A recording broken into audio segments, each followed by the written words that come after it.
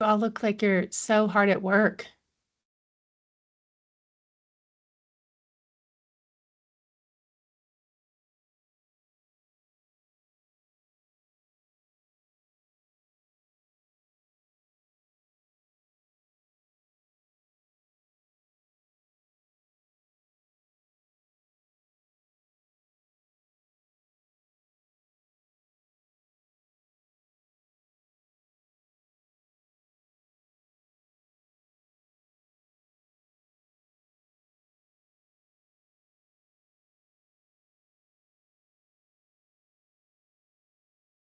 Jennifer, can you hear me on my laptop?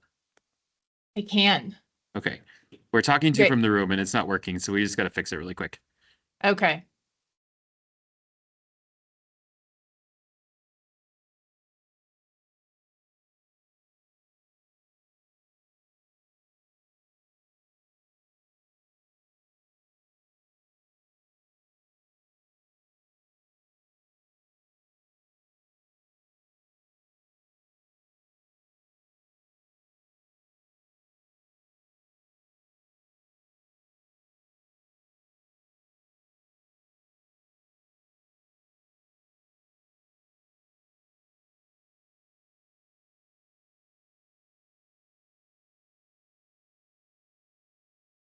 Hi, Jennifer. Can you hear us from in the room? Yes.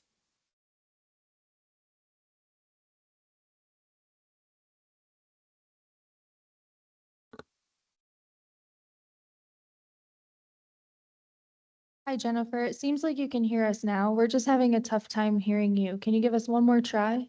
Can you hear me?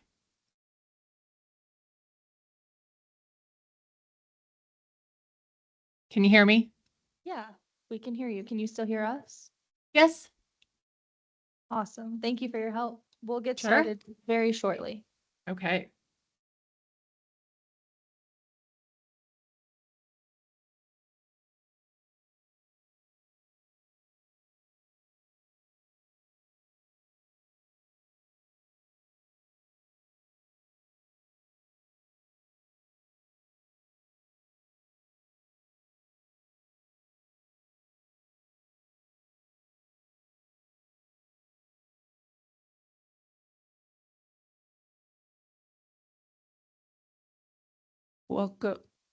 Welcome everyone to the open meeting on Tuesday, February 3rd, 2026. The time is 7:01.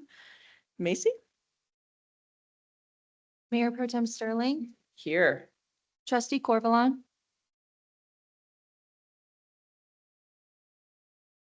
Yeah, sorry, I'm here. no worries. Thank you. Trustee Larson, Here.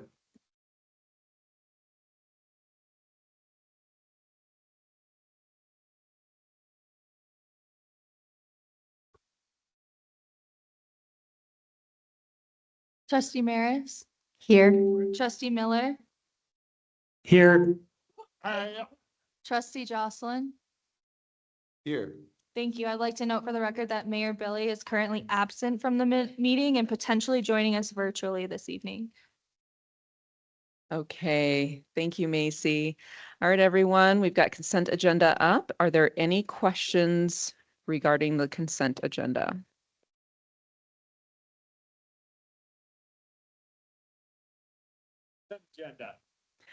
In case folks did not hear, Trustee Larson made a motion to approve the consent agenda. Do we have a second? Second. Macy? Mayor Pro Tem Sterling, Yes. Trustee Larson, Trustee Maris, Yes. Trustee Jocelyn, Yes. Trustee Corvalon, Yes. and Trustee Miller. Yes. Thank you. The motion's approved.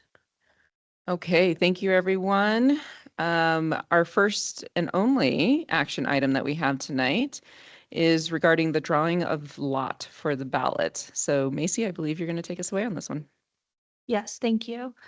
So tonight we will be drawing lot to determine which order the names will go on the ballot.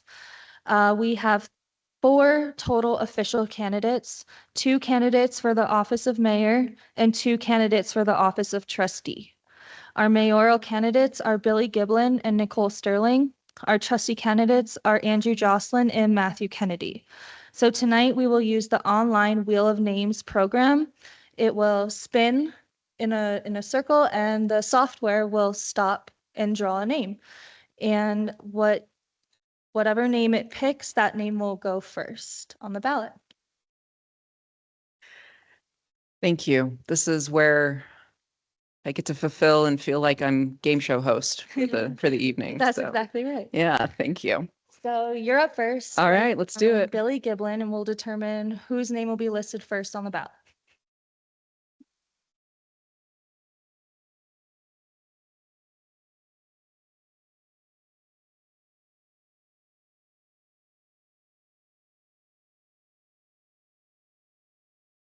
Right. Nicole Sterling will be listed as the first candidate on the ballot for the office of mayor. All right.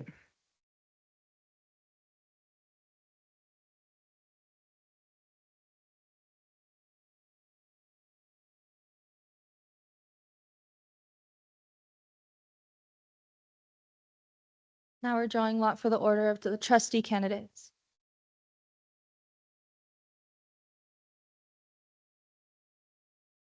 And Andrew Jocelyn will be listed first on the ballot for trustee candidates.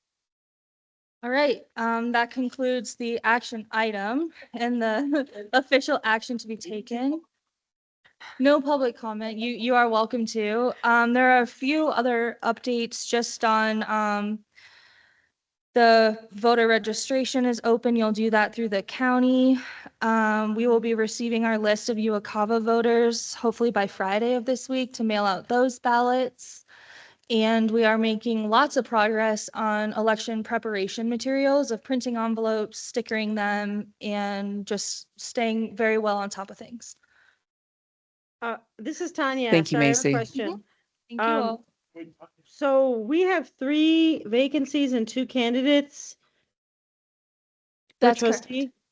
So, are there anything we can do to get more people to sign up, like to do, write-in candidates or something?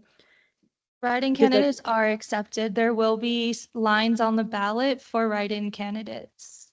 But I believe if you're a writing candidate, Go ahead. you actually need to like declare it in advance, We do not.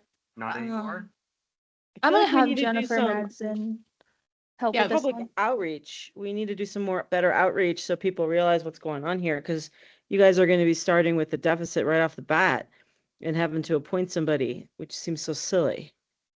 I just don't know if we can maybe step up some of our social media and word of mouth talking to get somebody to want to be a write-in ballot or something. Just my 2 cents. It's really disappointing to me. Not because I'm disappointed the lack of public engagement. That's what I'm disappointed at, not in town's efforts. But I just don't want to see potentially a two trustee deficit right off the bat. I know how hard that is. Will you try, can we really briefly pause? Can you try that mic again really quick? Yeah. Okay, now it seems to be working. I know in the past, writing candidates have to declare well in advance of the actual election. Maybe Jennifer can weigh in on this. Yes, so that is not required in Netherlands. Yes. It's not required. Thanks, Macy. So we can have a public campaign for a one or more write-in candidates that pushes hard to get them on, significant ballot. And if a write-in candidate gets 5 votes in the upcoming election, that would be sufficient to be elected. Is that correct? Whew. Macy, Yeah. Macy, you can Jennifer? I mean, anyone who gets more votes, we're going to have 2 candidates on the election or on the ballot. If a third candidate gets write-ins for 5, we could get Fred the Cat again. Yeah, we could get, I think it would just take 1 vote. Or, what would it take? Where's the 5 coming from?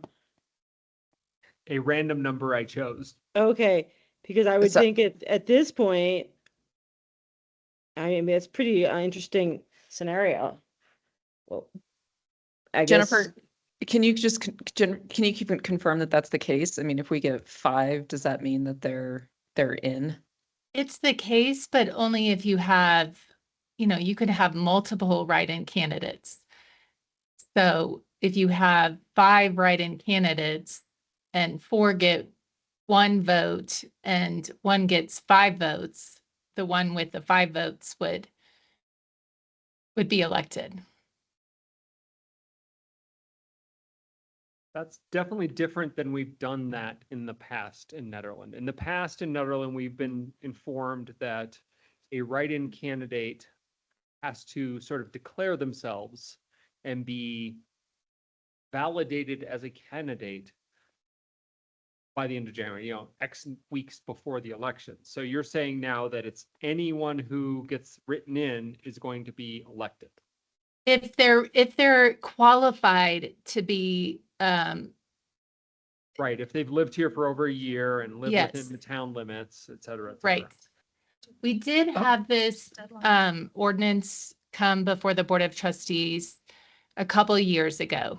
And we talked about, it was presented to the board related to that affidavit of intent that is due, I believe, on the 64th day before the election. And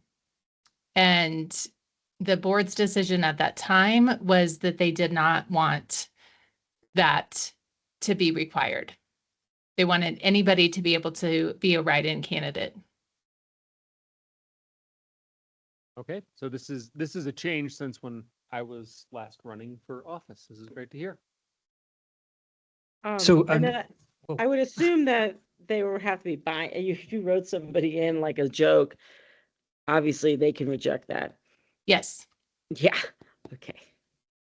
So I just want to be clear that the state of Colorado form, the affidavit of, the candidate affidavit is not actually required. That is correct. Yes, the ordinance was passed in 2023. Okay, thank you. Just for good form, we'll go ahead and go to public comment. Any public comments in the room? Seeing none. Any public comments online? Also seeing none. Speak, raise your hand. Forever hold your peace. Okay, bring it back to the board. This has been an action item just to determine the wheel of destiny. Yeah, just to determine the order in which the names will be presented on the ballot, and that allows me to start printing all of our ballots and getting that ready to go. Fabulous. Thank you so much, Macy. Thank you. All right, so next we're on to our discussion items, the MJHA feasibility study draft, and that is going to be presented by Britt, our community planner. Hello. So I have Sarah Walsh from Core Planning Group who will be on tonight. Just a summary, kind of, this came before you guys, I think probably a couple months ago now, the end of last year. So Gilpin County, along with Central City, Town of Netherland, Town of Lyons, are currently, and that's kind of changed, those groups, currently engaging with Core Planning to develop a multi-jurisdictional housing authority feasible study. So the presentation tonight is going to be kind of the final findings and recommendations. The report hasn't been finished. I know Sarah has presented to Lyons. I don't know if she's presented to On the Gilpin yet. 24th. Yeah, on the Oh, no, 24th. not yet. So, Go yeah. ahead. Can you guys hear me? Yep. Okay, great. Yep. Sorry, didn't mean to interrupt you. You Britt. can totally start. I was just letting you Okay. know. So I'm gonna let Sarah take it from here. We'd love to get your feedback. So yeah, I'll just let her take it from here. Okay, awesome. Thank you, Brett. Yeah, so just by way of kind of update on process, we are having these presentations tonight, and then as she mentioned, I presented to the Town of Lyons yesterday, and we're waiting to get some feedback from a few additional members of the working group, and then the report will be finalized and shared with everybody So the goal of tonight is really to just, let me get my screen share going.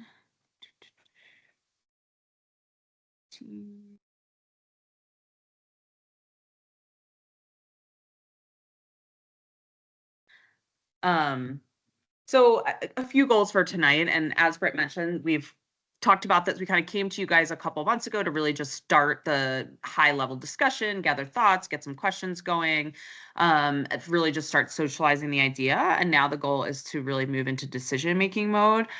So to that end, I'm hoping that you come away from this presentation really understanding the pros and cons or the risks and benefits of a multi-jurisdictional housing authority in the peak to peak region, that you understand kind of what the next steps would be if you did decide that's something you wanted to move forward with, and that at the end of the day, staff has some guidance on where to go from here. So I will, I know you guys are super busy and have a ton thrown out at you, so I will kind of remind you all of what we did to get to this point. Just talk about, what is a multi-jurisdictional housing authority? I won't hammer that home. I'll try to keep that short, but just make sure that everybody understands what we're talking about. And how this came to be via Proposition 123, which was a big impetus for this work. And then what the operational structure could look like, what are the next steps, and then really, hoping that you all have enough information to have a solid discussion.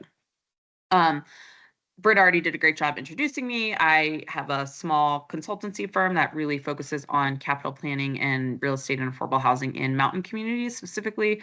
I live in Chaffee County in Salida, but I spent 10 plus years on the Front Range working in this space as well.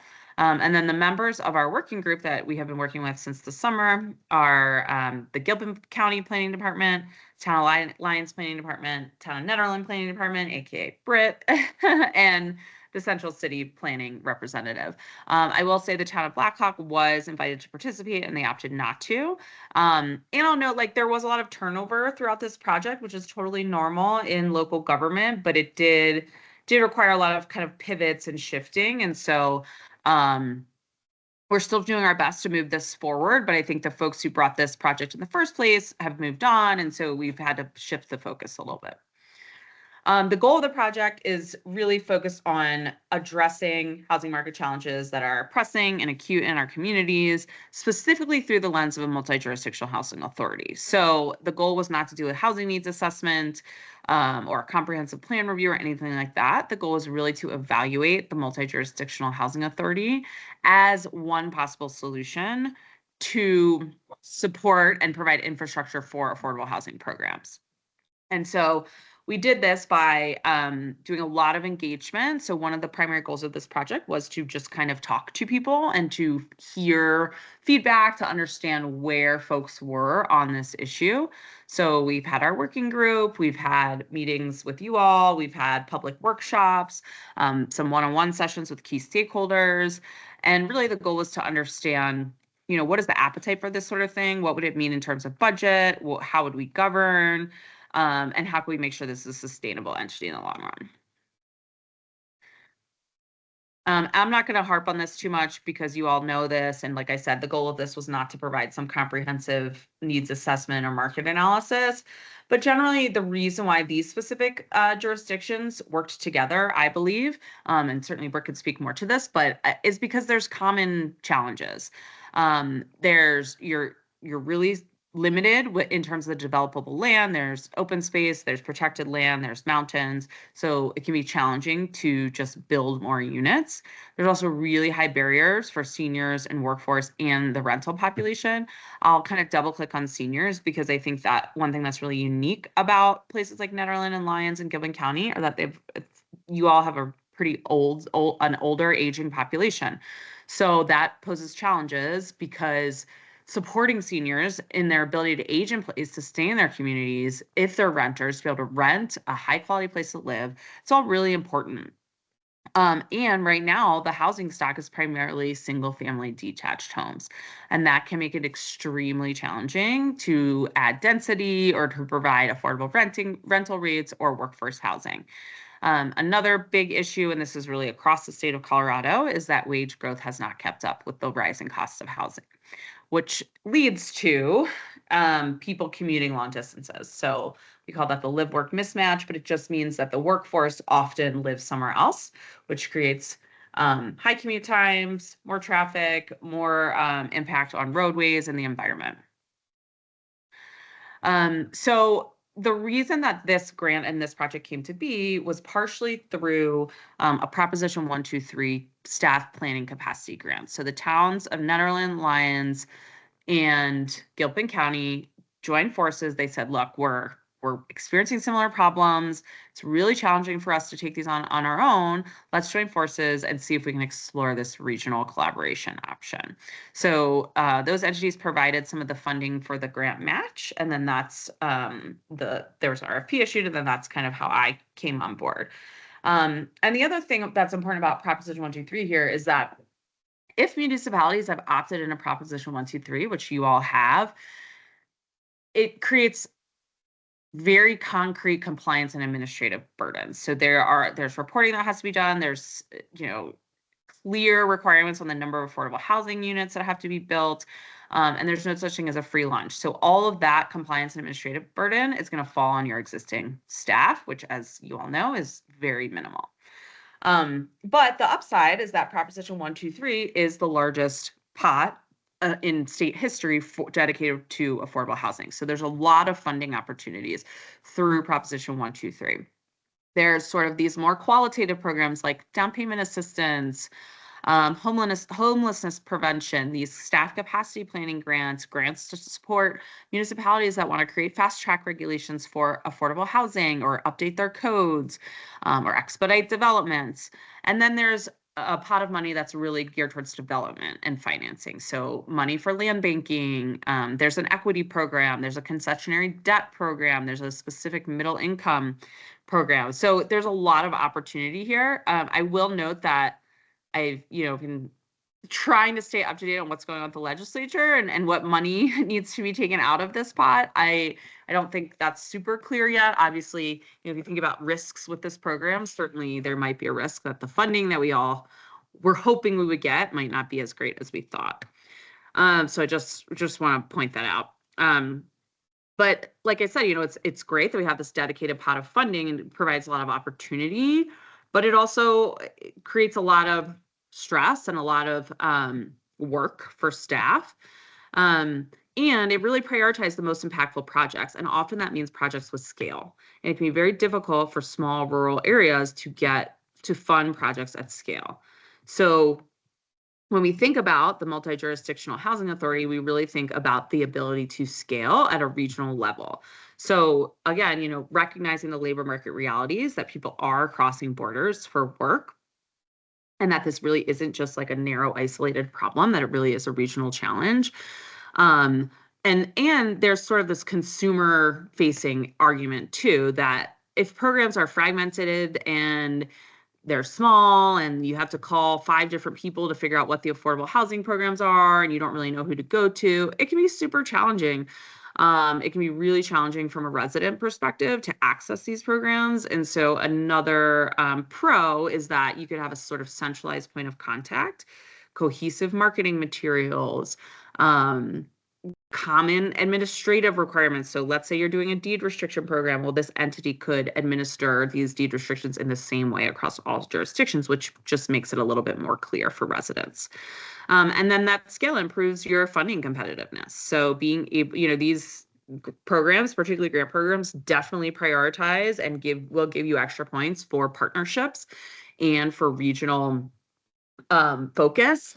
And so improving the funding competitiveness in the context of Proposition 123 is really important as we think about this. I'm going to go over this super quickly. I think everyone knows, but also I think it's good for anybody in the public watching as well to just understand what exactly we're talking about. I personally hate throwing out acronyms without defining them. So at a super high level, a multi-jurisdictional housing authority is just an entity that's formed under a Colorado statute that authorizes municipalities to work together to plan, finance, build, maintain, manage housing projects targeted at low or moderate income families or the workforce, employees of local employers. The powers are pretty broad. It's governed by a board of directors, and I think really importantly, it has a unique power to issue bonds, to levy taxes, and to fund itself in a variety of ways.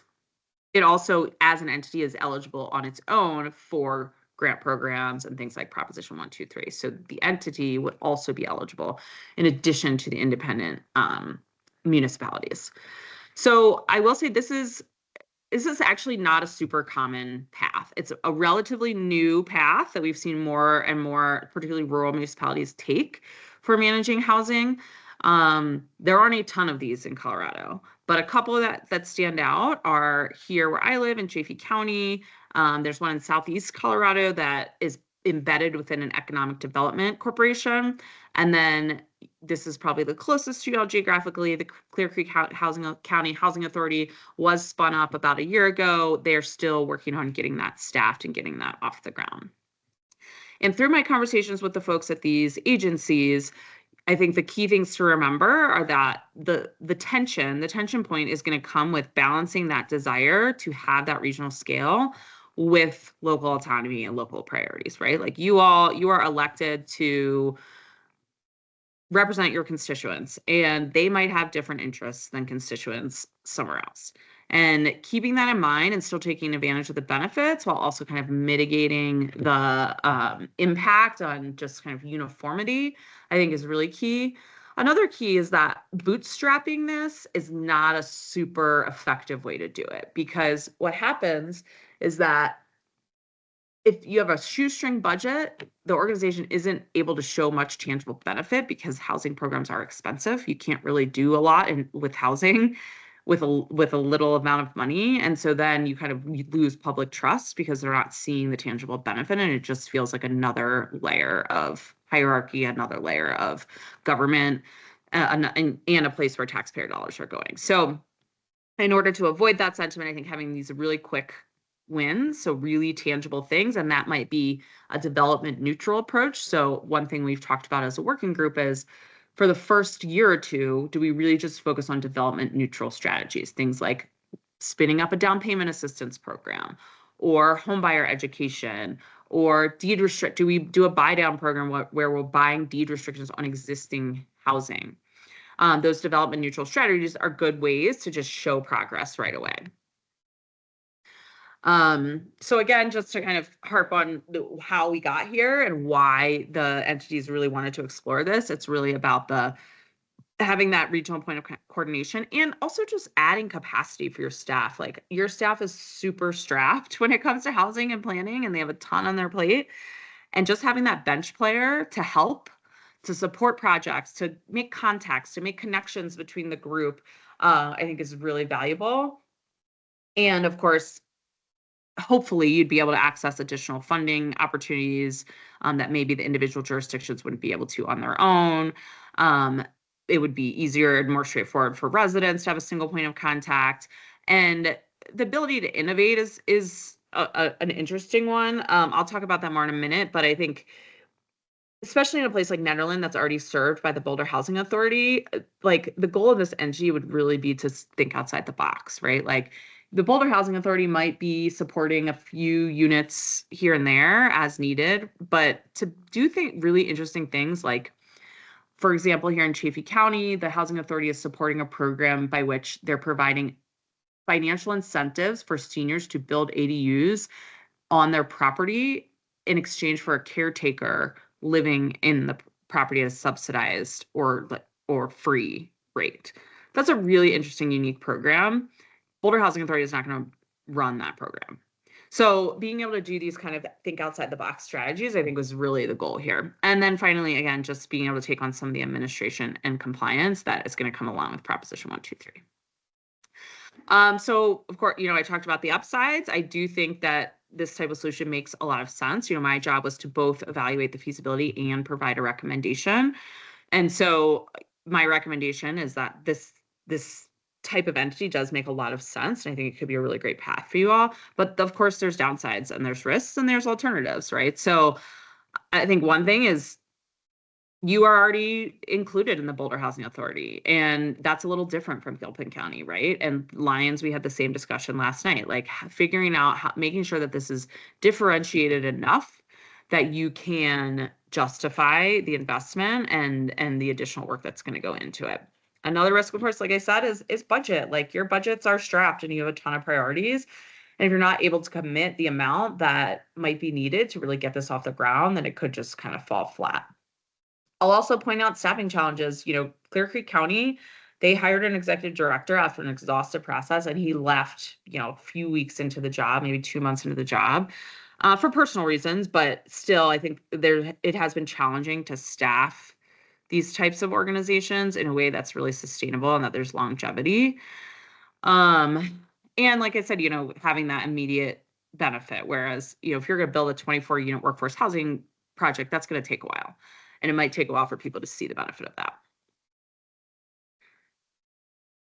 that. So we've talked through the pros and the cons, or the benefits and the risks. The question is kind of, where would we go from here? So let's say you're all in, you're like, yeah, let's do this. We want to move forward. Well, the next steps are really to negotiate and structure the IGA. Obviously, we're dealing with budget cycle timelines. So if this is something you'd want to stand up for 2027, you'd have to approve some general fund commitment before 2027, and we'll look at a draft budget next. And then you would negotiate the IGA, appoint a board of directors, hire your staff, and then really start putting funding applications out. You know, I'll point out too, like the goal of this feasibility study, and I am going to provide a draft IGA as well, is not, the goal is to have this document, whether it's used next year or the year after, right? We're not married to this 1 to 3 year timeline. Certainly you could decide, okay, it's not a priority for 2027, but maybe it's something we do in 2028. And the steps to implement are going to hold true regardless. So I'm going to share kind of 2 draft budgets that we came up with.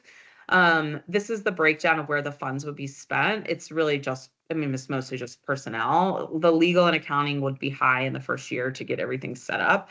But after that, it's really, you're paying for 2 FTEs. So you're paying for an executive director and a grant manager. This, you know, I think certainly there can be sticker shock here. You're looking at a budget about $400,000 a year. After talking with my colleagues here in Chaffee County, you know, their recommendation was like, they said they tried to do it on an initial budget of $300,000 and almost immediately went to voters like the next year for additional funding because they felt like there's no way they could get anything done for less than that. So I think I'm trying to be cognizant of the budget, but also put something forward that feels realistic and that could actually allow you guys to meet your goals. If we just assumed 3% inflation, and we base the contributions on population, so this is what they did in Clear Creek.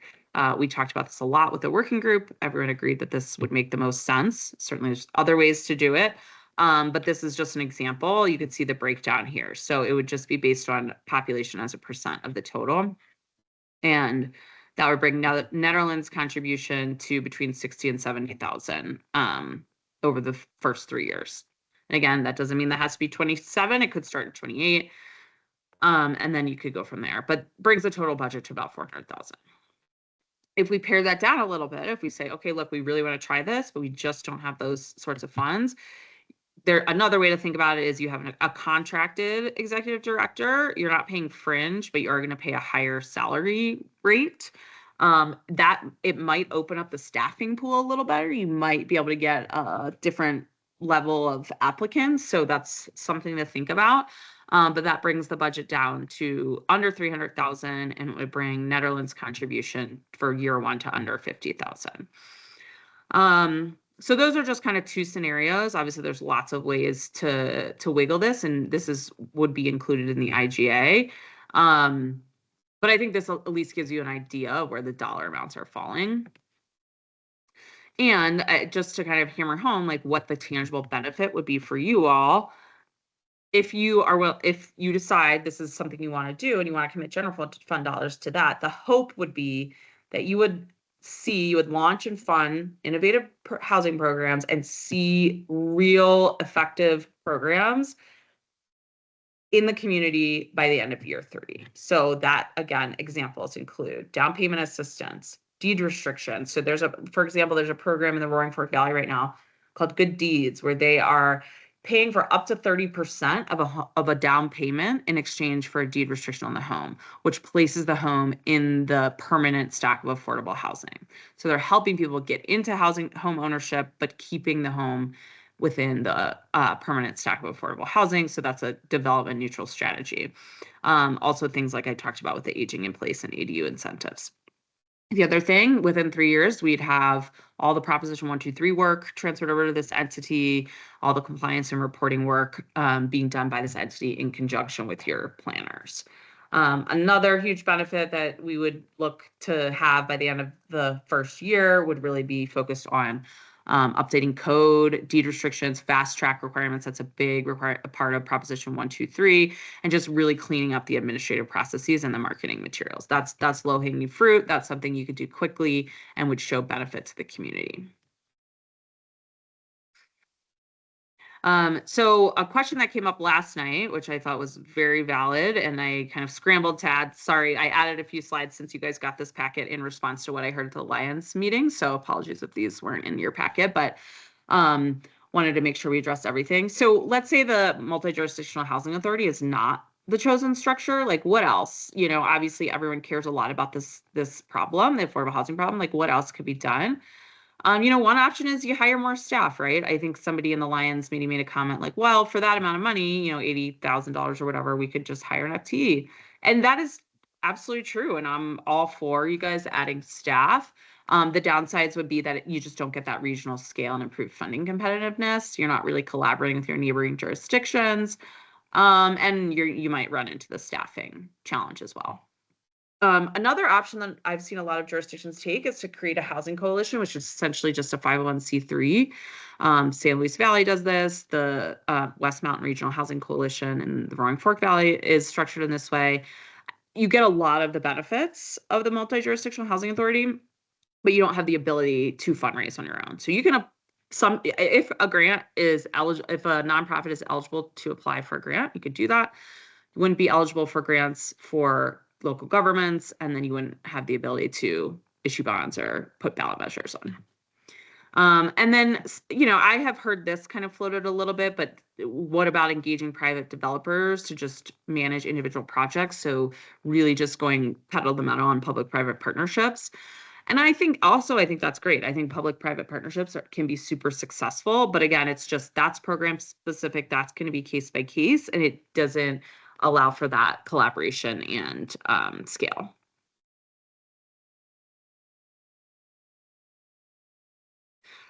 So just to wrap up, I think the feedback that would be useful from you all is really understanding like temperature gauge, where are people sitting, you know, what additional information might you need? What do you see as the biggest barriers?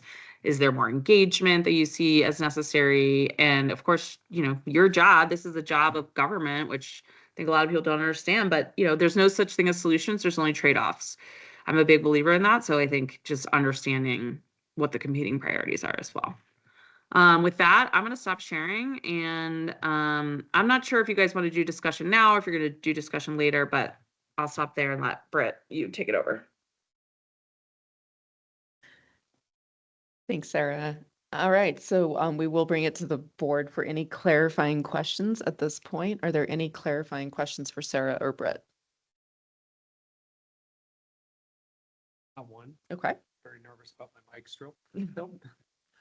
So what, excuse me. What happens if Nederland and Central City say yes, but Lyons and Gilpin say no? And, you know, we're down to $100,000 instead of the 400. Sarah, do you have any thoughts on that? Yeah, for sure. I think it becomes very challenging. I do think that a linchpin for I don't think it's necessarily that every entity participates. I think the county is probably a really critical player just because of the size and scale. Yeah, I mean, look, if individual entities were willing to fund more, then certainly you could create a successful multi-jurisdictional housing authority with fewer participants. But I do think the value increases the more participants you have, both because the budget is larger and because you just have better scale.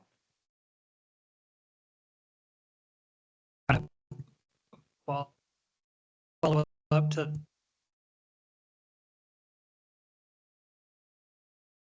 a follow-up to that is, say we do form the group with all four entities, but we get a year or two in and somebody's budget Yeah. cut and they have to cut their share. Yeah. Right, yeah, I mean, yeah, especially if we're Lions or Gilpin that pulled out, that would, I assume that we would set up some kind of provisions in the IGA for that, but that seems like something that we might want to have a Yeah. pretty good contingency plan for. Yeah, I think that's a great point. I think you're right. I think you'd want to provide for maybe like a 3-year minimum commitment in the IGA so that you're not kind of left out to dry, but sure, that's certainly a risk in the future.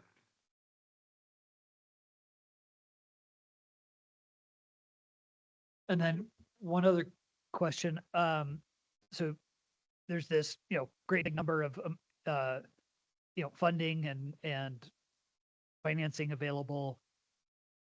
How many other entities across Colorado are we competing with? I mean, $300 million a year sounds like a lot, but if it's spread out across 300 different agencies, that's not very much. Yeah, I mean, that's right. I think in theory, you're competing against all counties, towns, cities, Do we housing know, authorities. do we know roughly how many housing authorities are trying to tap into this pool? I don't off the top of my head, but what I can do is while you guys are talking, I can pull up the list of all the municipalities that opted into Proposition 123. Yeah, because it's not just the housing authority, because we can access the same pool of money. So we're in competition basically with any municipality that has opted into Proposition 123. One thing to remember, though, it's not just Prop 123, it's also LIHTC tax credits Mhm. and private activity bonds, and there's other funding sources. But there is literally no ineligible government entity, and there's private developers that can also access that money. It is a competitive pool, and I think that that's really the truth about housing. And I think one of the reasons why regional projects do work, but it's something that I think you raise a really important point about housing in Colorado right now. That's one of the limiting factors is there's only so many dollars. Well, and even with this, 10,000 people is, a regional housing authority of 10,000 people is tiny. Right, it's still small. We've had one LIHTC project here, which is Tungsten. I think we could probably get another, and I think there's some other funding opportunities for us.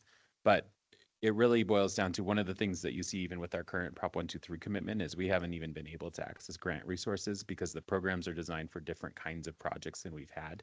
And so I think that that's a change in the landscape that we just need to navigate. And that is where having some bigger capacity can help, is because that has just been something that has changed very quickly as kind of the landscape of what Prop 123 is. But a LIHTC project by itself, those are more well-known programs or private activity bonds. They are intensive projects to get that funding, and you have to be in the pipeline and all that kind of thing. So there is a lot of process there. 202 jurisdictions committed in the first year in 2023, an additional 8 in 2024, an additional 7 in 2025. So let's say 220 or so.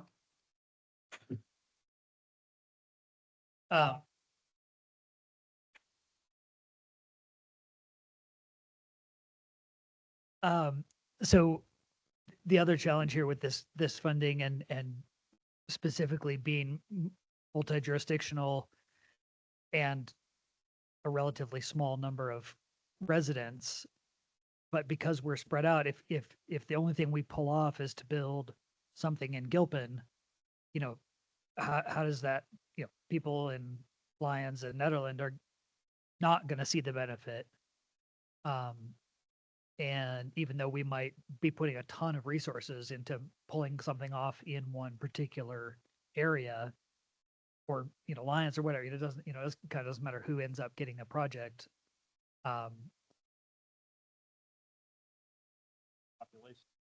Yeah, right. And how realistic is it that we can do things that benefit everybody in this multi-jurisdictional group that, I think some of the things that you were talking about could benefit everybody. And it does seem like that's maybe where it would make sense to focus the effort.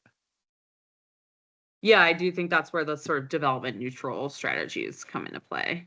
Because you're right, if you're building one big, 20-unit workforce housing and it's in one place, that certainly doesn't feel like it's benefiting everybody.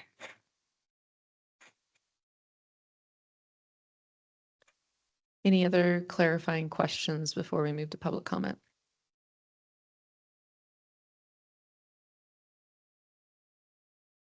All right. Clarifying question for Jonathan. Okay. I mean, this is kind of still, I mean, obviously this is something we'd have to start thinking about during our budget sessions this summer. To commit to this. Do you need more from us before that? Or is this something we need to plan for? I mean, obviously our budget is tight, even for a $66,000 contribution. Be tight. I think one of the things I'd like to say is that identifying priorities right now is good. Housing's been a priority of ours and it will continue. I also want to note that every single organization that we've contemplated working with, we work with a lot and they're great people. And I think we all want to work together to support the peak to peak. I think that's a really important goal. In terms of the budget piece, I will say, I think it's something that we need to identify at this part of the year if this is something we want to be thinking about. But one of the things that we've been really talking about is staff capacity, our capacity to fund things without grants that might end at some point or things like that is really important. And one thing that I'd like to see as kind of like this study progresses is a little bit more financial analysis about like how funding can be raised. I think there's been a good job of looking at what FTEs would cost. I have some questions about like the grant writer and the executive director, and if there's some efficiencies there that we could find in the budget. And the only reason I say that is I've already set up a multi-jurisdictional housing authority with several entities that's very similar. And I think that what we could do is do a little bit more financial analysis to see how we might be able to fund an organization like that. And I think one really important step with that would be to work with Gilpin County, Lyons, Central City, and really think through, okay, if we need to fund these positions, where can we find efficiencies on our staff where we can share resources? How can we do this, without, to Sarah's point, kind of bootstrapping it to the point where we can't actually accomplish anything? Because I do think there's some value in our coordination, but when we think about building an IGA for this, I think the questions you guys have already raised, how do we fund it, make sure that everybody stays in? How do we make sure that we don't, leave somebody without a job 1 year inadvertently just because we lose one funding partner? And I think that's really the critical work that we have left. So I think there is a piece of engagement here to keep working on that with the community, but I think also this financial analysis of looking at the different tools available to a multi-jurisdictional housing authority for funding would be a really critical project. And there, a lot of the efforts to date that have funded these more regional efforts, there's the taxing strategy, which I think that's probably something that is going to be difficult for us to commit to at this time. But just looking at, I think resource sharing would be a really valuable tool for us to see, what can we get that number to where we actually have a tangible, viable result. And when you say us, is that the town of Nederland doing that research? Do we have the capacity to, or is that? I think in conjunction with our partners at the other towns, we work together very frequently. We have several meetings, and I think that this is something that, I'm not going to speak for other people, but I think this is something that's been coming up, is how do we build a viable organization? I think, like ultimately you don't want to fund somebody's job through a grant if possible. That's not a great way to go about it. Sometimes you have to, but I think that if we could spend a little bit of time figuring out how we can make these things work. Like legal is a really good example. Maybe there's ways to share the legal costs so that we can keep that down. Maybe grant writing, I think between us, these organizations, we have some very good grant writers on our teams. We have hundreds of millions of dollars probably in grants that have been written at this point. I think we could probably figure some of that out. I think the key is that it comes down to that kind of quarterback position, like how we're moving these projects. And then is that person really focused on getting LIHTC grants? Are they focused on, what is that work focused on for that executive director? And I think that's the piece I still have a question about, because as Sarah noted, I think there might be 27 powers of MJHA, like specific powers. And I'm not 100% sure about that, but it's a lot. They can do a lot of things. And, you know, people do things from like property management to help with that or whatever, legal assistance. There's a lot of different options there. And I think what we need to do is, I think we know, like kind of, if we were to go this path, step 3, multi-jurisdictional housing authority, you know, a good path home for everyone. But I think we need to know what that step 2 is. And I'm not sure that we have enough clarity about what the feasibility there would look like. And that's something I can certainly dig into more as I'm finalizing the report. Like that's kind of why we wanted to wait to finalize the document until having these meetings, is to uncover what additional questions come up. John, I hate to put you on the spot and kind of push you a little bit more, but like just truly thinking about our budget, and I feel like we cut as much as we could to keep our current service levels up for this year. There was really nothing else there were no trade-offs we could make. Is there potentially, like, even if there was some like room to negotiate this amount, is there $50,000 that we could contribute next year? I think it would be tough how it is in this graph. And that's why I'm saying, I think that there needs to be another conversation here. I think we need to figure out what that role would be. And if we can do, you know, I think Sarah's right. We have limited capacity, we have limited dollars, but that being said, between these organizations, I have a lot of faith in the people who are in the roles that can make this work. If I was saying Britt had to do all of this tomorrow and like go, I would not be wanting to do that. I'm going to be honest. I would, even if we could hire like a part-time person for $50,000 to help her, that would not help us at this point in time. But collectively, if we had, I think that's what that we're missing from this feasibility study. And Sarah, that's not a negative. I think it's just the piece that is. No, this is great. I mean, the nebulous. feedback is great. Yeah. We just need to, I think the idea is great. It's just, what does this organization do and how do we do it together? Because I think like this model of having, you know, I think having an executive director and grant writer is one model that could work, but I think that we could resource share in a way that might achieve similar goals for the things we need. And if it meant that maybe our contribution goes down to like $15,000 or $20,000 or something like that, that might be a lot more doable. And I think personally, my gut feeling is just based on what we did in Clear Creek County, that we could probably get this cost down by just really thinking creatively about how we accomplish, you know, Right. like some of it is like the IGA we have to write, that's legal time. That's probably, you know, it's one of the big costs I think Sarah's anticipating, but we have models for that. We can use other tools. I think we can look at what works for all of us. And I think one of the things that we need to do is maybe circle up again and say, hey, great idea, but how do we actually achieve this with a budget that we can handle? Because I know, you know, every single community, that's an important thing to note. You know, Gilpin County is dealing with uncertain federal funding right now. Lyons has similar budget constraints to us. And I think like as we move forward, you know, it might even be that we focus on, you know, maybe we're focusing on ADU strategy. Maybe Lyons is focused on something slightly just senior housing or whatever. And then Gilpin is focused on rehabilitating historic structures that in a way that promotes affordability, like whatever that looks like. But I think we need to understand that kind of step 2 piece and what we can share. Because if it is a matter of $15,000 or $20,000 and we can build this capacity for ourselves, I would really try hard to make that happen. All right, thank you, everyone. Any other clarifying questions?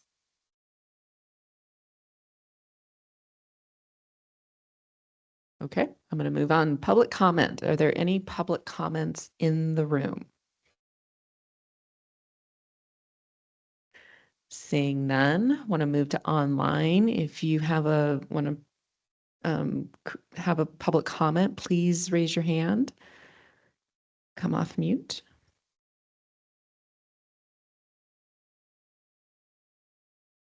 Okay, seeing nobody raise their hand, we'll bring it back to the board for a discussion. So trustees, any thoughts at this point?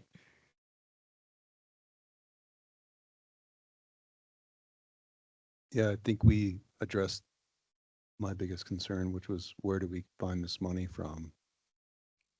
Sounds great. But yeah, I think we need to be realistic about that. And make it digestible for us with our limited budget. And then also, how do we write language in an IGA that would prevent us from funding housing that, even if it's indirect, right? Like if someone built something in Gilpin County, we have a large workforce located there. But what I'd hate to see is that housing being utilized by folks who aren't traveling to Net, who aren't doing business here. So, are we going to fund affordable housing for folks to work at casinos? So that's what I'm worried about. Thank you, Trustee Jocelyn. Other thoughts?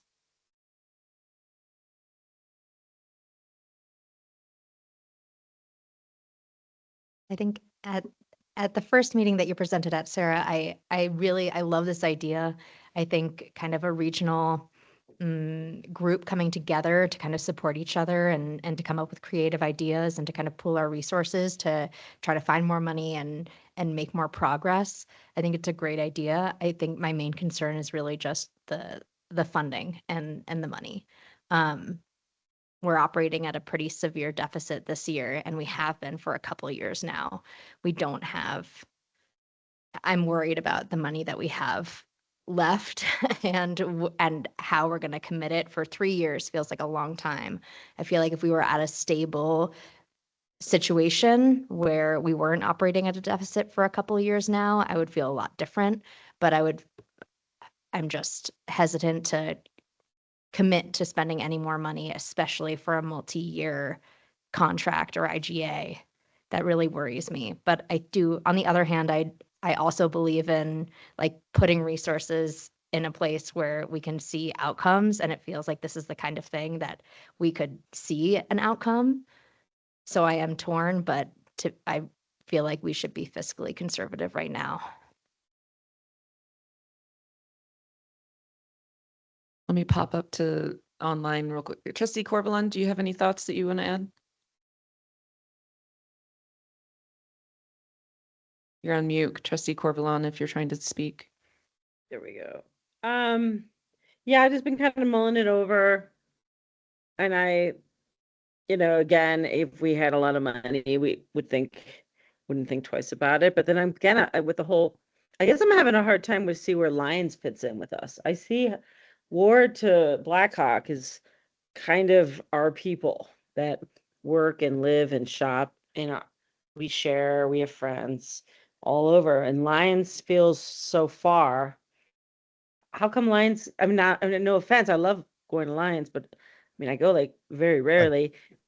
How do they get Tanya, lumped this in is this? Andrew.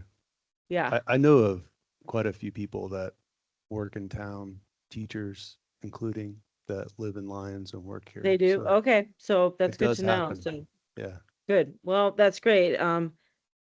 Thank you for clarifying that. And then, yeah, I mean, I liked the idea when it first came to us, and I like what John was saying about finding ways to kind of cut that budget down and make it so that there'd be more buy-in from the different communities, because I don't think it's going to go anywhere at this point with that budget, unfortunately, but maybe in the future if things turn up. So it's all good information. Yeah, And and I maybe mean, the what's the next step? I mean, is like, what would be the next step here? Like, do we get a group? Do we already have the group formed? Yeah, I mean, we have our working group. I think a good next step is sort of what Jonathan suggested, which is really figuring out like what could people stomach. Like Yeah. maybe like taking the reverse approach instead of saying like, okay, here's the budget based on like your hopes and dreams, but more, hey, what's realistic from each jurisdiction? And if it is $15,000 a pop, like, okay, let's see, what do we think we could do with that? Yeah. So I think that's probably one of the next steps. Okay. Great, thanks.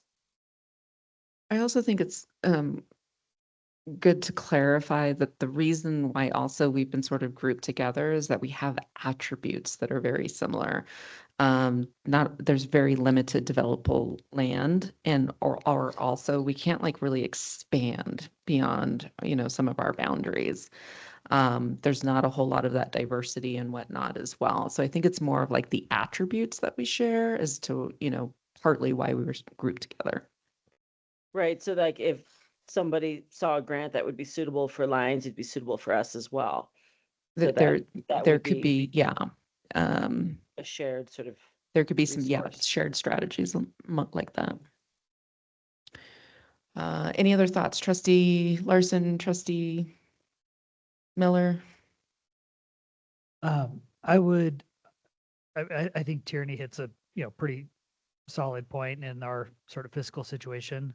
But I do really like what John pointed out is like, there's ways we can optimize this and, we don't want to go so lean that it's ineffective, but we could probably still do a lot of the core things that we at least need to get started with this kind of entity with just potentially just one person, an executive director who then works with each individual municipality, and you could probably get a lot done. So I would be in favor of trying to find a budget and a path forward that would still be effective, but kind of stripped down as much as we could. That's where I would land on this, because I think it has the potential to be an incredibly impactful program. So John, did you want to say something? Yeah, if we had direction from the board, I think what we're talking about is tweaks, and I think we can, with the knowledge that Sarah brings, and then I've had experience in this space, and I think like I said, there is excellent staff across the board in each of these communities, and I think we all recognize these needs we have.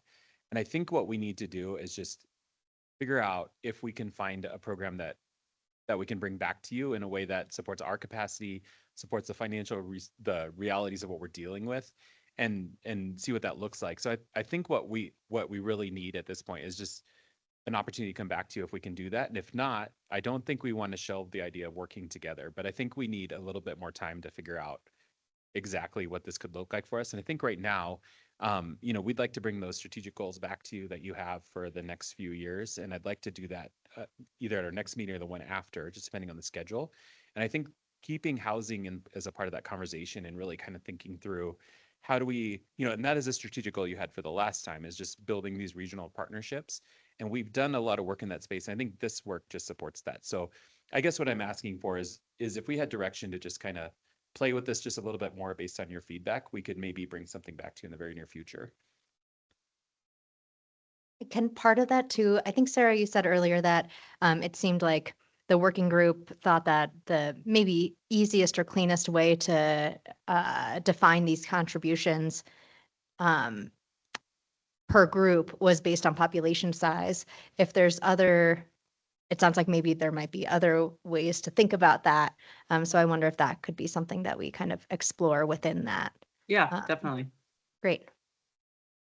I'm just thinking about Gilpin County in particular, having like a much, much larger need for workforce housing than we do, just like slightly different needs, and how that could be impacting the contributions as well. I have nothing more to add than, yes, I would give a nod in order for you to continue to tweak, as you say. Do we have kind of a consensus or insight in how these other communities are thinking about this?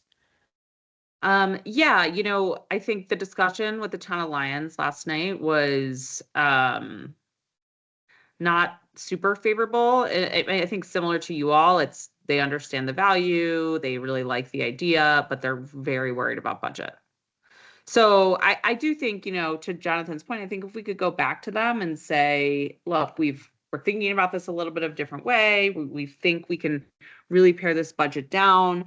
And maybe, we're looking at 15,000 or something. I think they'd be open to that conversation, but I do think, like you all, there's just not a lot of wiggle room in the budgets. And Gilpin County, I don't know, Jamie is on from the county, I think, and we're presenting on the 24th. So we'll see what the reaction is then. So far, it's been pretty favorable.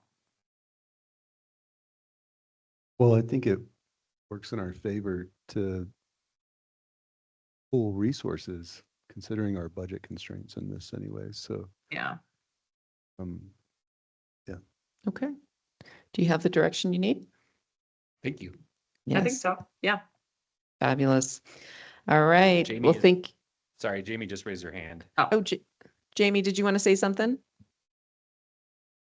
I did. I just wanted to say, I'm not sure I agree with the assessment that Lions would be willing to continue this conversation. I was there online at the meeting yesterday, and they pretty definitively said that um, they said it's a feasibility study. It's not feasible for Lions. That's I wouldn't pretty feel clear. comfortable approaching them with it. Okay. Thank you. Mhm. All right. Well, Sarah, thank you for the presentation. Yeah, I Very much appreciate you all. appreciated. Yeah. Thanks for your time. And yeah, so we're going to go ahead and move on to our next discussion item, which is ADU state compliance amendment or amendments. Britt Demink, our community planner. Awesome. So you'll be seeing my face a lot more. There's a lot of state compliance stuff coming down the drain that I'm working on. So the first one here is the ADU state compliance. Normally I don't read these aims pretty thoroughly, but I will in this instance. I just want to make sure everyone knows why we're doing this and what we need to do. So Colorado has enacted a significant statewide change to accessory dwelling unit regulations through House Bill 241152, which became effective June 30th, 2025. These statutory changes are required updates that need to happen through our existing ADU regulations in order to maintain state law. Following the receipt of the the Department DOLA's compliance report, it was identified that there needed to be some amendments to our zoning code, specifically with respect to rear setback requirements for ADUs. The current rear setbacks standards applicable to residential zones, mountain residential, LDR, medium, etc., all of our residential zoning do not align with the minimum setback standards for the House bill. So as a result, revisions need to be made to our rear setback requirements that in order to be consistent with state law. So, let's see here. So what I was told in our letter is essentially we either need to bring our rear yard setbacks to what our accessory use setbacks are, or it needs to be 5 feet. And so that is the requirement right now. We do in our code, in our yard and bulk setbacks, we do have a standard for our accessory use, but our current rear yard setbacks for an accessory dwelling unit, because they're two different wordings, are the same as our primary structures. So that really doesn't have any wiggle room at all. And this is kind of one of those things the state's identifying we could do that would make ADUs more desirable. So for our specific one, that was the only one identified. They did mention parking and we did meet those requirements. We were able to, John and I had a conversation with them, and they did kind of say like they think we fall within it. But I did take the time to put a table before you so you can see what our principal rear setbacks are, the accessory dwelling unit rear setbacks, and then what our accessory use is. So in a lot of these zones, for instance, mountain residential, we are currently at 40 for that rear and it has to go to 10. Low density residential, it's at 40. That also has to go to 10. And then MDR, HDR, and neighborhood commercial are currently at 25, 15, and 15. They all have to go to 5 in order to match those. So the path to compliance for us would be making those amendments to our yard and bulk table and anywhere that else that it states within code. There would need to be a formal amendment process, including the planning commission if the board chose so, to essentially make these amendments. So it's pretty straightforward. There's really nothing more than that. It is state compliance. I really don't have any ways around it. And so my recommendation to you all tonight is to give direction to staff and the town attorney to initiate these amendments to the yard and bulk table, as well as any related code provisions referencing setbacks for future use and discussion or adoptions by the Board of Trustees. So I'd like to come back to you with these amendments and move it forward. Again, just want to reiterate, like this is part of that bill. There's no wiggle room here. Where I think you'll find in the future some of the compliance stuff I'm bringing to you, there's a little bit more options. There is not with this. So after having our meeting, this is as far as we got. I think something that is positive, if anyone's feeling a little hesitant about this, is the good thing is we do have some standards within our accessory use setbacks. The, as it was mentioned, the planning commission didn't talk about that. I didn't present it to them, but it was just kind of mentioned in our work plan, which we'll be bringing to you again. There was concerns with like, you know, an owner will do it if it is available, to do. But I don't, you know, I would say from most owners I talk to, they want to have space from that rear and their, you know, primary, like they do essentially like, yes, it gives them more wiggle room than 40 feet. Do I think a lot of owners are going to go to 5? Do they have a neighbor behind them? Is that really useful for them? Like there's a lots of things to think about there. So just kind of to intrigue your mind of like, is it likely that everyone will do this? No, it's not a guarantee, but yeah, it's unfortunately, I don't really have more for you. Okay, clarifying questions. If we were home rule, would we still have to do this? Yes. Okay, that's good. No, we don't. And second, how long do we have to come into compliance? So the state, I spoke with them, I believe it was about 2 weeks ago. We have 120 days each time they issue us a letter.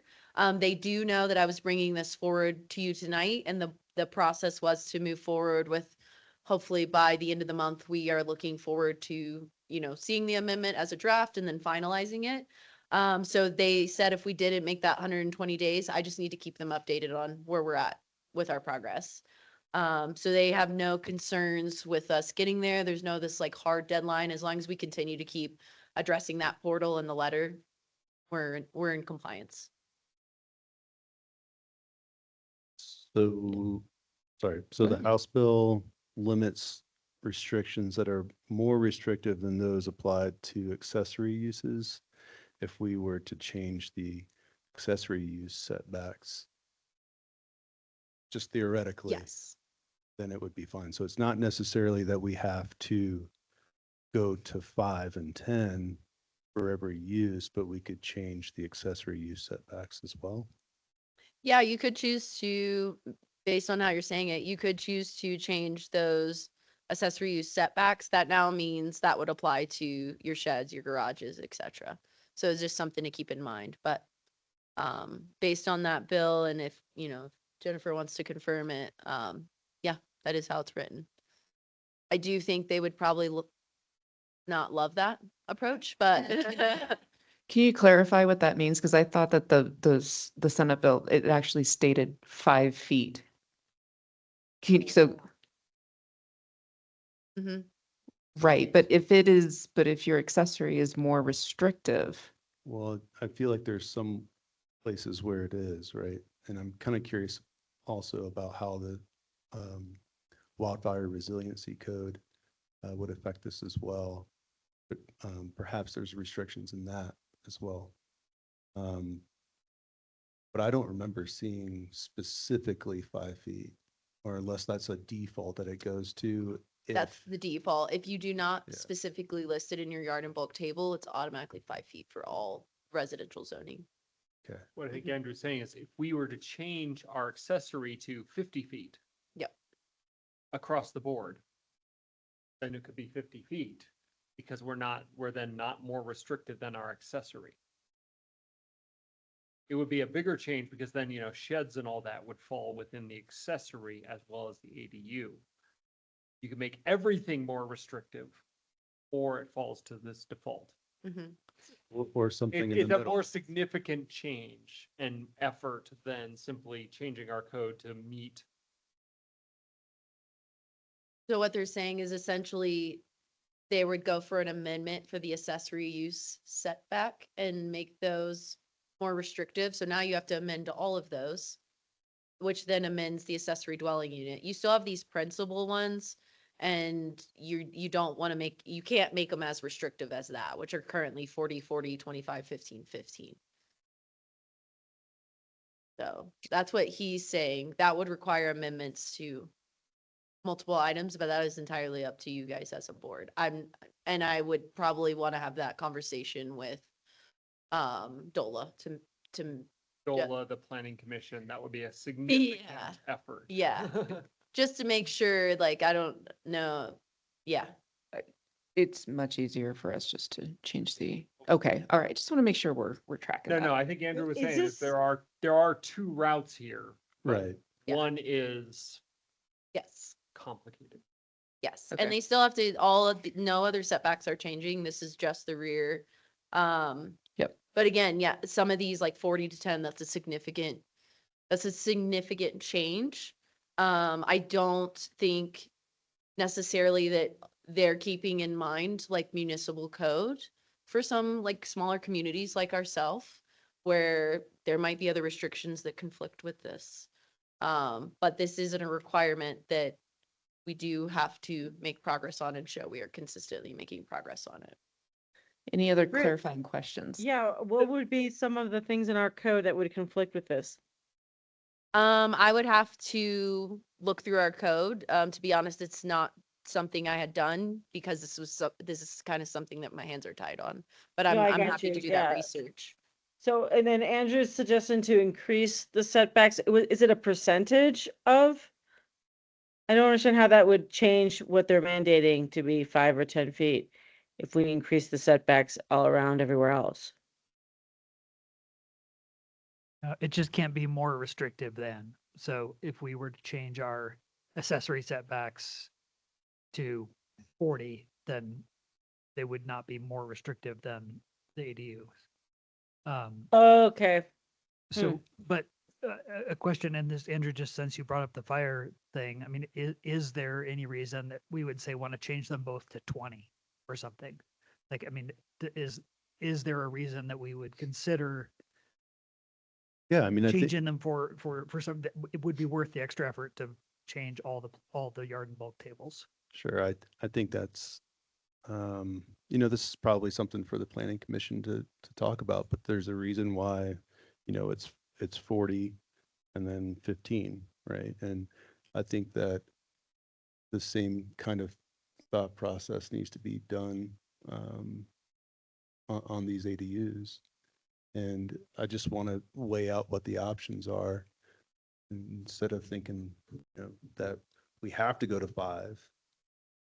We don't have a lot of time. We Gotcha. have to comply with the law. So I do want to promote you guys doing that if you want to. That's your prerogative, but we have a very limited time frame to Sure. to come to compliance. Can we comply with the law and then go back with our new zoning and move it backwards? In the future? I think that's something we'd have to meet with DOLA about because, yeah, I'm not sure because we would be coming into compliance with this and I'm just not sure. I don't know how they'd feel about it. I mean, It's what was definitely a the point question of, we can the point ask. of this from the state was to cram more units in to Correct. somehow increase density and increase the housing shortage. That's correct. But Yeah, I Not think, taking into consideration that the fire aspect and other issues, I guess. yeah, there are also, a lot of these decisions are made with like a city in mind and we're a mountain residential community. And so I think that's sometimes where some of this is a really big change for us, but for the city of Denver, it's probably not a really big change. So I think that's I think just City something of Boulder is going from 6 to 5.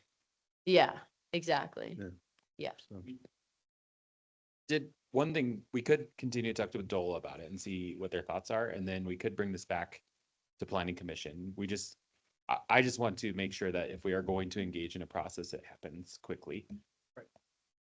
Quickly meaning, should we just say, okay, we're going to change the code at the Board of Trustees level and send it to the planning commission to look at whether or not we need to modify the accessory use setback and then subsequently modify the accessory dwelling unit rear setback.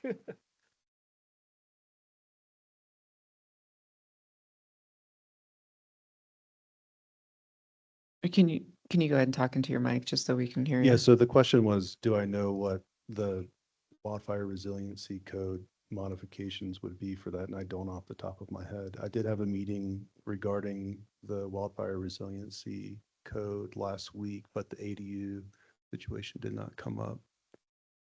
I think that's something worth looking into perhaps a little bit further, or we move quickly with it and then modify it as we need to. alternative option is we could bring this back on the next meeting for the BOT, and we could try to chase down that answer so that we know what that looks like. And then you guys could have a follow-up conversation. We'd still have time to. Let's get through discussion part and then, or excuse me, clarifying questions. We'll go to public comment and then let's bring that back into the discussion. Any other clarifying questions for Britt? I have a couple. I have one, well, everyone, sorry, my flight is not cooperative today. So what's the value of not just going with the setbacks that the states, I mean, like Andrew, I mean, is 5 feet not enough?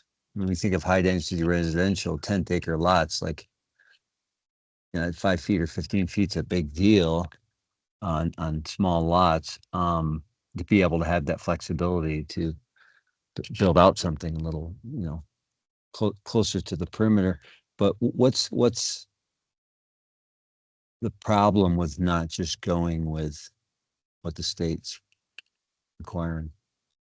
I mean, based on what I'm hearing right now, I think the only problem would be is some of these building and wildfire code that we're going to start moving forward with bringing to a hearing. If those conflict at all with that code we're going to be adopting. Otherwise, currently, I can't say, you know, confidently that like there is a problem going to this. It is a significant change. I don't think I can say from conversations I have with ADU, there are so many restrictions in general, like cost to actually build it. And then I don't know that every owner is going to see this number and want to build right on top of their neighbor if they have that. But yeah, I don't know. I'm kind of looking through the wildfire code right now to see if I can find it before this item's done. But yeah, I don't know that there's any issue that I've seen so far. I'm just kind of presenting this is what we are required to do, but it sounds like we have several options and we should maybe do a little bit more research in that. How many ADUs have been built in town in the last few years? In the last few years, most people are doing integrated ADUs Right, because integrated. detached ADUs require an additional PIFs. So I'd say like a detached, maybe like 2 to 3 since I've been here. But there's several integrated, but this would really only hit that detached.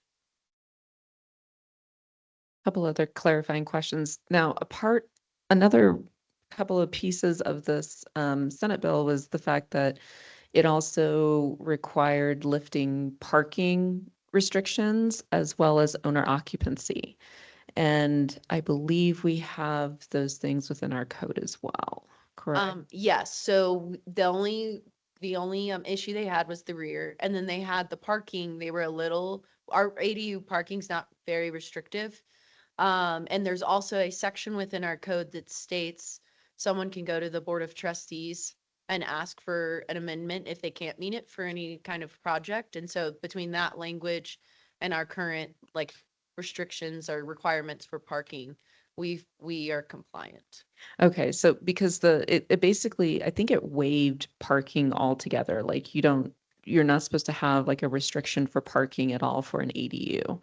So in our code, we don't really address it specifically for ADUs. Oh, so it's vague and It's non-addressable, so very therefore. vague, which is why they were like, you don't have to make any updates. And there's also this other section. I would say most people that build an ADU at least make sure there's 1 to 2 parking spots, So, but it's not clear in our code. okay, so that could be something that we ask the planning commission to look at in order to clarify more of our code and to maybe even become more compliant with the Senate bill in saying, you know, there aren't going to be any parking restrictions. Correct. Understanding there's time sensitivity to this, but I think if it means clarifying our code, that could be a good thing. Absolutely. We also have owner occupancy requirements, correct? What do you mean in regards to that?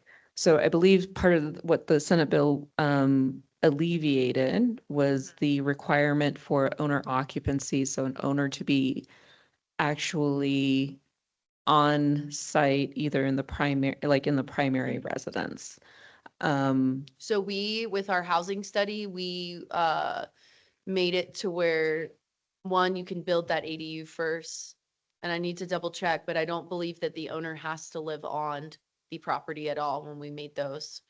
Like you can rent it out, you can, like the owner doesn't have to be present. I will double check that. But they heavily went through our code and that was not mentioned at all. And I believe we made that change at that time, but I will confirm. Check section 16-98 that was amended by ordinance 850 and under primary residence requirement. I'm showing either the principal dwelling unit or accessory dwelling unit on the parcel or lot must be owner occupied. So let's just make sure if that is a requirement and Dola just didn't catch it, then that's something we might want to point out. I can talk to her about that and just bring it up. Awesome. Yeah. Very cool. Thank you. Mayor Pro Tem Sterling, can you repeat that where it is? Oh shit. Sorry. 1698. No, I'm no 1698, but there was a section. 1698 is. Yeah, it was from the amendment of ordinance 850 and sorry, I just accidentally clicked off of it. A 16-98, I think it was A.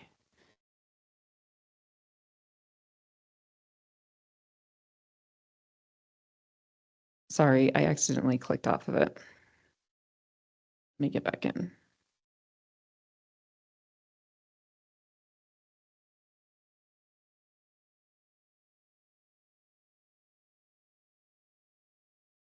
But I would just, we don't have to bog it down here, but I would just say, if we can just do a real quick sniff check on that, that would be super, super awesome.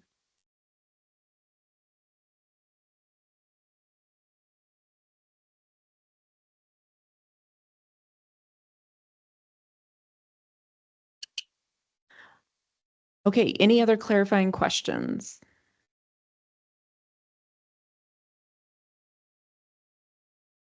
Okay, let's go to public comment. Are there any public comments in the room? There's nobody in the room. So let's go ahead and go to anyone online.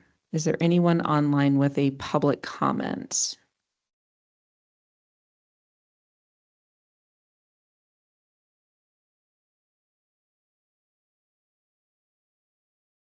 Do we see anybody?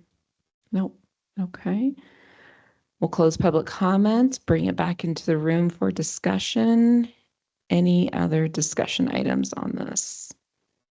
Town Manager Kane, you had mentioned that perhaps, can you go ahead and just repeat what you were suggesting? Yeah, we can double check with the wildfire code and go through our code again. I think the key thing is that this needs to keep moving. We do need to be in compliance with state requirements here. But we could bring something back to the next meeting if you'd like, and just make sure we're answering these questions you have. John, when do we need to be in compliance? What was the date?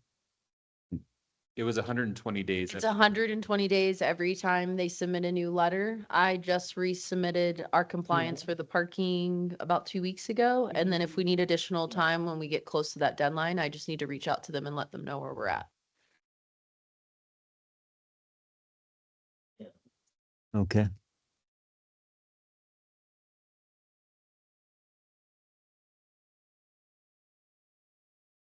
Actually, real quick, 120 days from the letter, I'm looking at I must just not be seeing it. When was the letter sent? Like the only date I'm seeing is June. The passing of the bills. Let me see. Our first letter from DOLA was sent December 23rd. We then followed up with a meeting about 2 weeks ago, which I resubmitted through the portal. So I believe the exact date. The bill required compliance by June 1st, 2025. There you go. So we're pretty late. So, well, But it's 120 days, so we're, From So December we didn't 23rd. receive, we didn't receive a letter till December 23rd, 2025. yeah. Mm-hmm. And Okay. at that point, DOLA has kind of been doing this with all the communities is, Okay. hey, can you answer some questions for me? And then sending us an official letter of, hey, this is what is lacking in your code. And so John and I met with Hannah is the individual we met with from the state. And we had a meeting to go over this and they found we were compliant in everything but these rear yard setbacks, which is, we held that meeting so I could get confirmation. Because it's a little funky how they wrote it. Okay.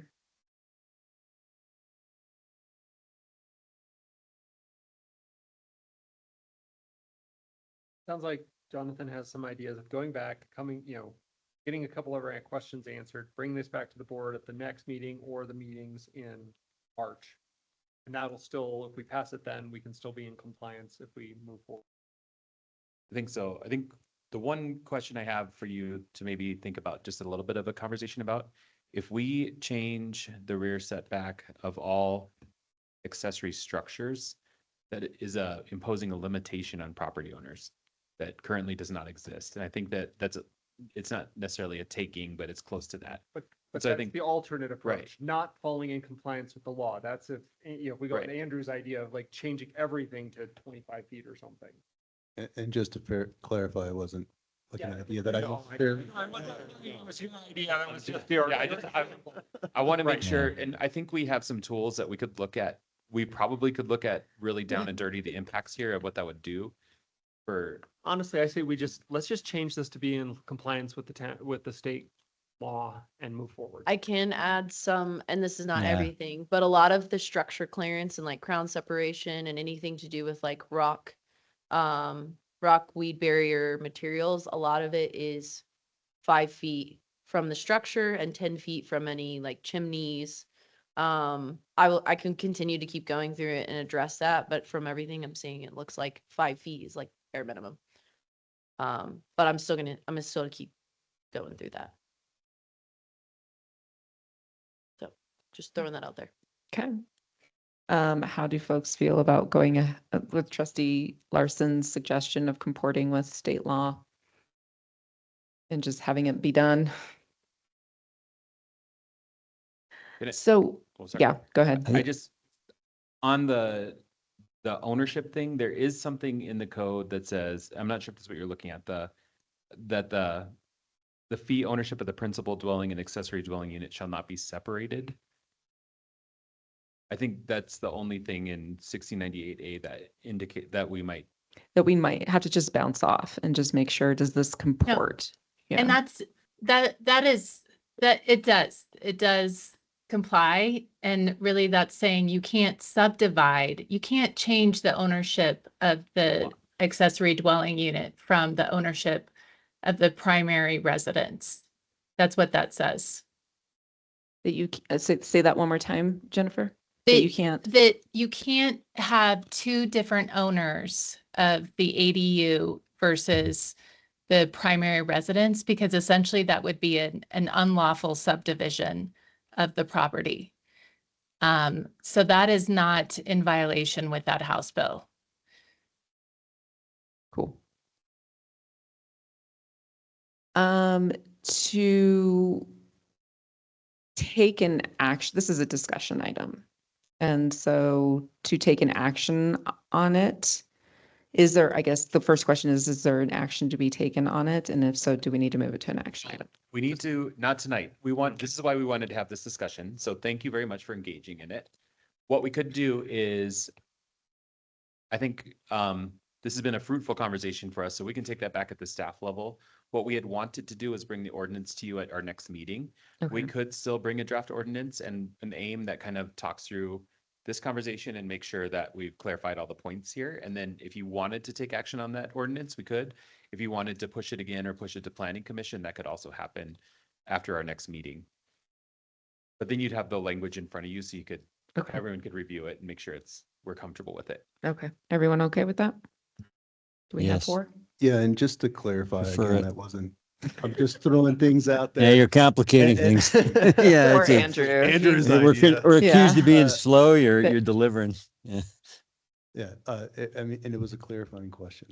Okay, so, and for me, I feel pretty good about a lot of the amendments that we have for ignition resistant materials in general and having those apply to these ADUs.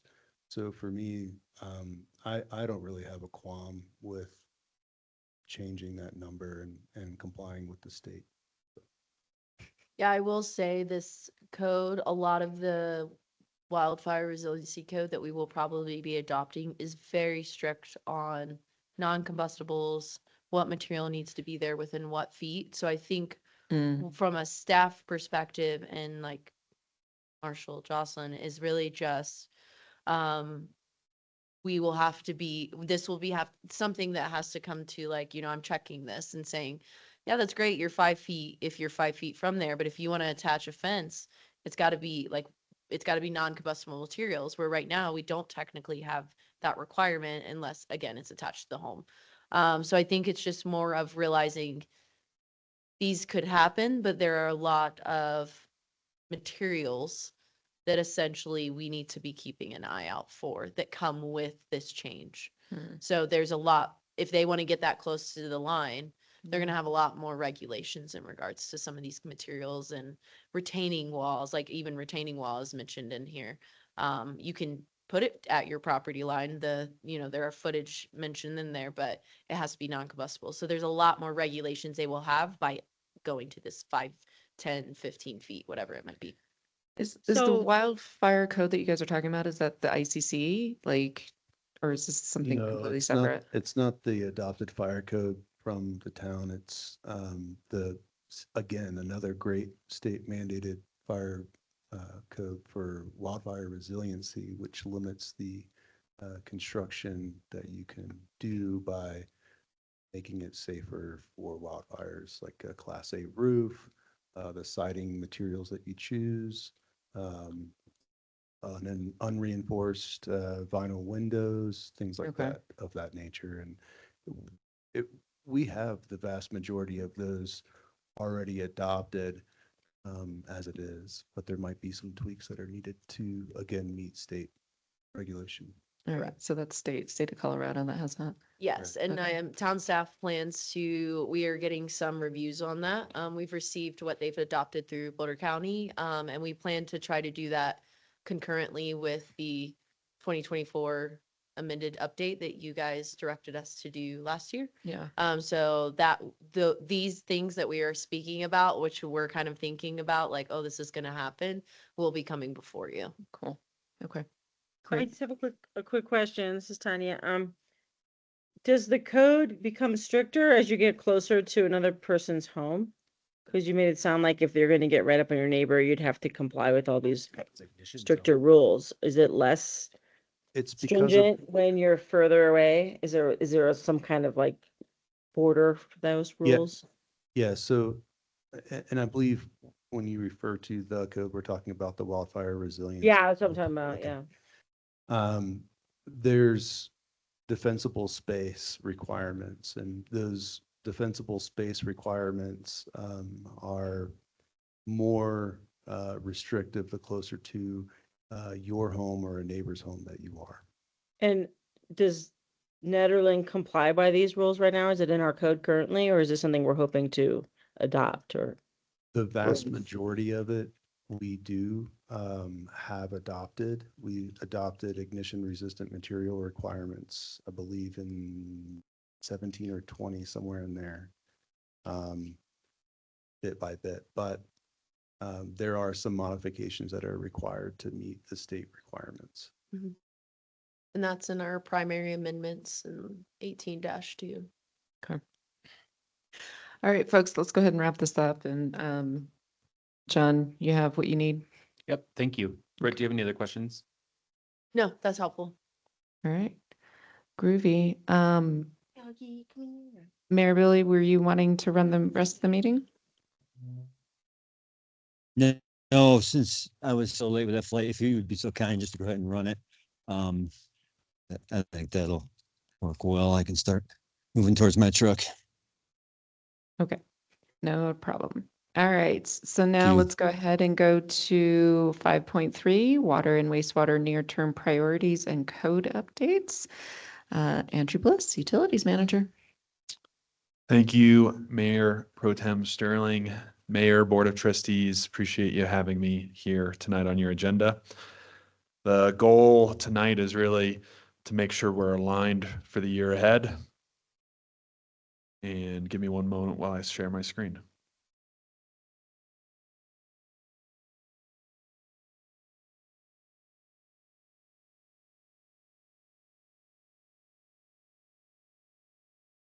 Okay.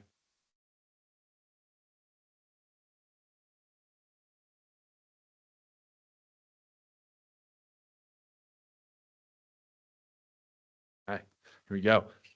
So going to give a quick refresher on our water and wastewater infrastructure. Going to give you some updates on 2025 and planned 2026 projects, and then have a few items for your discussion and feedback. Our drinking water source is the Middle Boulder Creek watershed upstream from the high school, the Nederland High School. It's a mostly pristine watershed. This is a picture of our watershed from the Continental Divide, King Lake. You probably recognize it. We have approximately 40 acre feet of storage rights in Barker Reservoir under agreement with the city of Boulder. But we actually physically take water from Middle Boulder Creek upstream by the high school. This is a picture of our water intake on Middle Boulder Creek. It was first built in 1979, upgraded in 2014 after the major floods. In addition to this intake, along the creek, we have 2 settling ponds and a pump station that was built in 2010. Our water plant was upgraded, and what we use today was built in 2010, and it's a membrane filtration plant. What you see in this picture are the actual membranes that do the filtrations. It's very similar to Life Straws, if you've ever used that camping, and they work extremely well for our water. We have 3 pump stations in our system. This picture shows the Caribou Ridge pump station that's below ground. This was built in 2008. We have a pump station along Navajo Trail Road that we call the Hilltop Pump Station. Those most recently built in the 1980s. And then we have a pump station in Big Springs that was most recently upgraded in 2016. We have 4 treated water storage tanks that were built, some in the 1960s, some in the 70s, one in the 80s.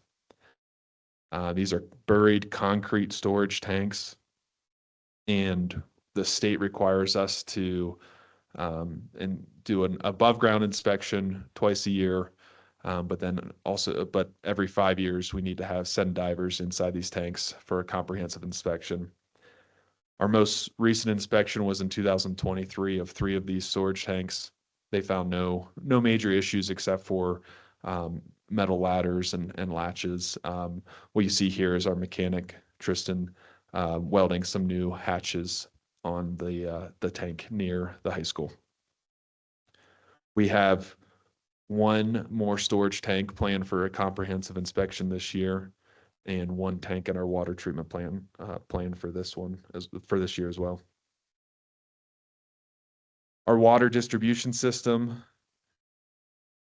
includes 18 miles of water mains, over 150 isolation valves, over 180 fire hydrants, 6 valves that regulate pressure in the system, noted here as PRVs.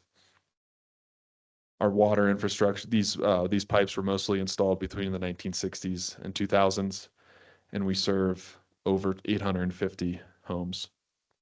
This picture is our water distribution system as seen on our GIS system, which was initiated back in 2024, and we continue to refine it.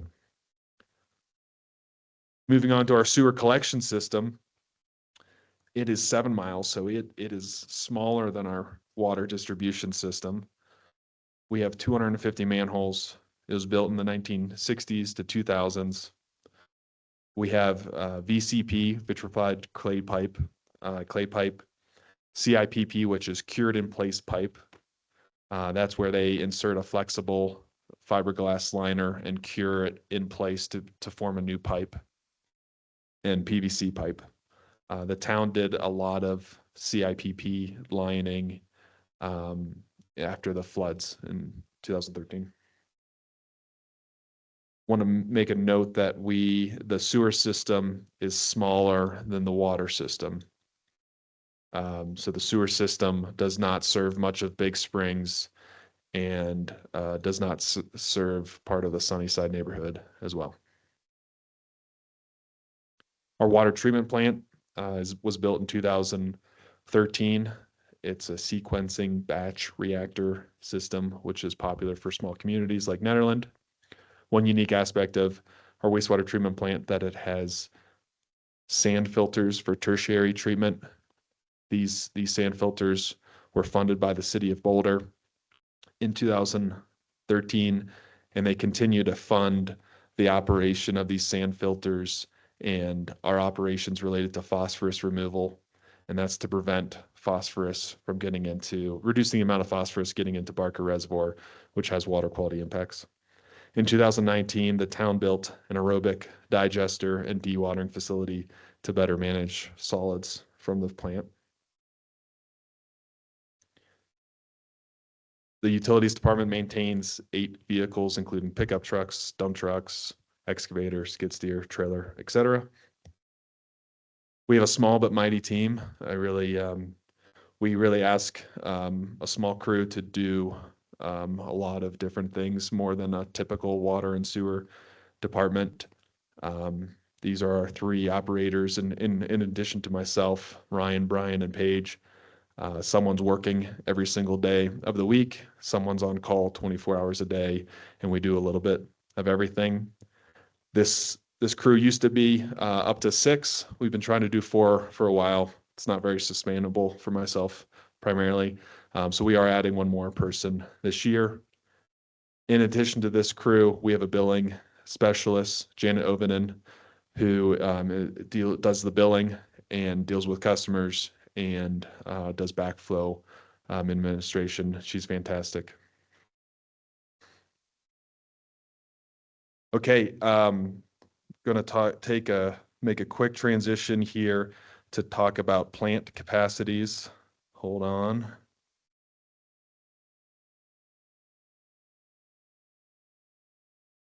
Okay.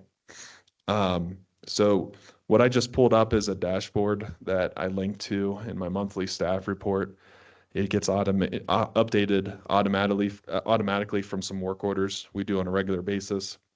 This graph is showing water production data from the last year. The blue line is the water production data. The red line is what's called our firm capacity of the water plant. It's our permitted capacity if half of our water filters were out of use. You'll see that during the summer, we do have days that spike above that firm capacity. You'll see in that a little bit later in the year when we had that fire, we were well over our firm capacity there. This has been consistent with our since we last did our master infrastructure plan in 2021. It is not a significant concern because we have a lot of treated water storage. If we were, you'll see these are spikes above that firm capacity. If we were regularly in that firm capacity, we would be concerned, but this is not a concern. In fact, looking back of 5 years of water usage data, our water production has not increased over the last 5 years. It's been flat.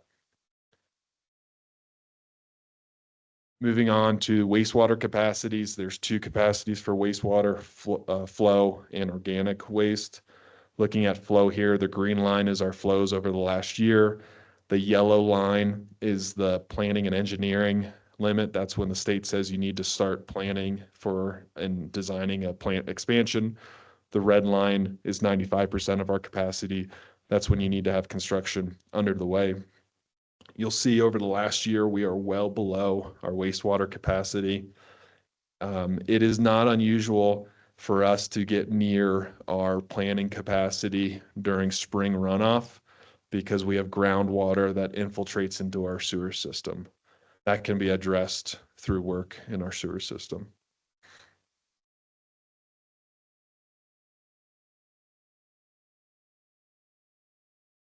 This graph shows our organic waste capacity for the wastewater plant. There's only so much waste, organic waste, that a plant can treat. As you'll see, again, the green line shows what we've measured over the last year. The yellow is when we need to start planning for an expansion. The red's when we need to start building an expansion. And again, you'll see we are well below those capacities.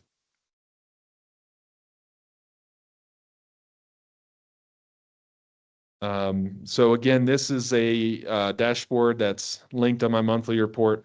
In addition to these capacities, we also have a graph showing our phosphorus. We might have to monitor phosphorus for our agreement with the city of Boulder.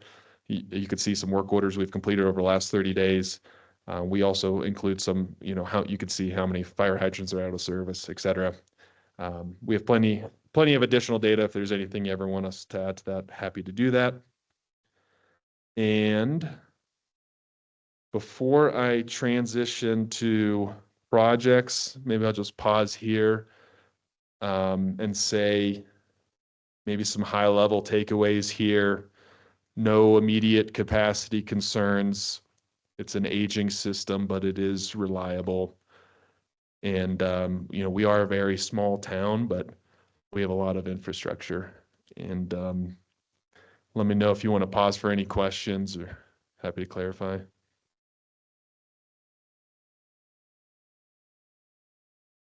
I am not remembering, so I'm hoping you can refresh my memory. Do we have plans to expand the sewer system in the places where, like in Big Springs and Navajo, where it's not servicing those homes? In the master infrastructure plan, sewer expansion is planned. It was never included in our financial plan for rates.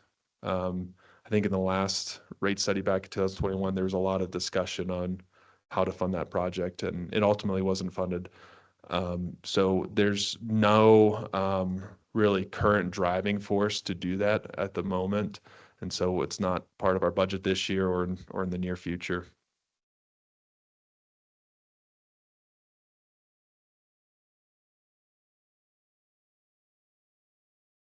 Any other clarifying questions? Okay, thank you. Moving on to some updates on 2025 projects. Last year, we worked with a well driller to drill a test well at our water intake to evaluate water quality, water levels. The town does have rights to some wells down in that area, and this helps evaluate whether or not we can use that as a backup water supply down the road. Fire hydrants have been a focus for us for several years. We used funds for the distribution improvements project last year to design water main extension and fire hydrant additions around the community center. In addition to finishing that design, we were able to install one of those hydrants. We also repaired about 20 hydrants within the system. And for the third year in a row, we operated and did preventative maintenance on every single fire hydrant in our system. Sorry. I'm remembering in one of your previous reports, you were talking about the number of hydrants, especially in Big Springs, they're like below their pressure capacity. Did any of this work address that, or is that still a separate thing? No, that's going to be expensive work. And we'll touch on that briefly here, talking about this year's distribution project. We did some fire mitigation work in 2025. There used to be a wooden structure attached to our water plant. And so we removed that last year to better protect that building. We walked with a forester at water storage tanks to identify trees to remove to better protect our tanks. We removed them from one tank, but we've got more work to do there. One major project is we began self-hauling our biosolids last year, and we started, which saved us money compared to our contracted costs. And we also started bringing our biosolids to a compost facility, and now create compost that we bring back. And that's free to the community. Parks Department uses it. I grew some grass in my house with it. It works super well. It's a super mature, stable compost. And I got a picture of Brian here. He's the main person that drives, and it's a pretty tough drive. So really appreciate his work there. We switched to a new meter reading system last year. This is something we talked to the board about. We went with Badger meter reading system, which is one of the main meter companies in the industry, and we've had a goal of installing 100 meters every year for the last few years, and we were able to do that. One of the benefits of this new meter reading system is once we install a meter, once Janet associates their account with the meter we installed, the customer can access their water usage data immediately and sign up to be notified about leaks, which customers like. Just want to note here that these meters often are not fun. They're in really bad crawl spaces. Staff need to crawl in there often, kind of on their stomachs, working in nasty environments to do this. And but they always get the job done. We had a capital improvement project to clean 2 tanks at our wastewater treatment plant. We hired a contractor to remove some of the solids, and then staff went into these tanks to inspect them. And they're in good shape, but we did find some things that we were able to repair before filling them back up. We had a capital improvement project to design sewer improvements. And so over the last few years, we've cleaned and inspected nearly every single sewer pipe in our town. We provided that information to JVA, who then put together a bid plan set to bid out to contractors of every issue that we identified. We had a backup power and generator project last year. The Hilltop pump station does not run 24/7, and so it has not had a generator before. Now that we live in a world where power outages run multiple days, we needed to add a generator. So we worked with JVA to design and worked with a few other local contractors to install this generator, and it was used during that planned power outage and was a huge help. We also used funds from this project to buy bigger batteries for our monitoring stations that will allow us to continue monitoring our system, including communications throughout long power outages.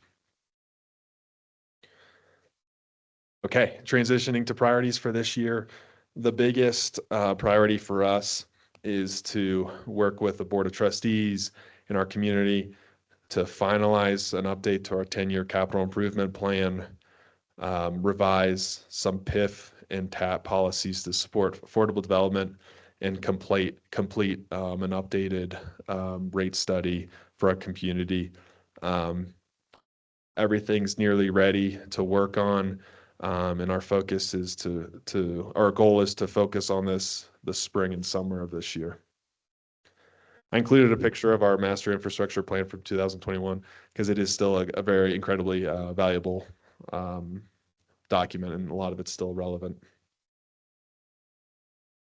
We have a project this year to begin upgrading our computer monitoring system that monitors our wastewater plant and our water system. It's a great system, but it's not widely supported.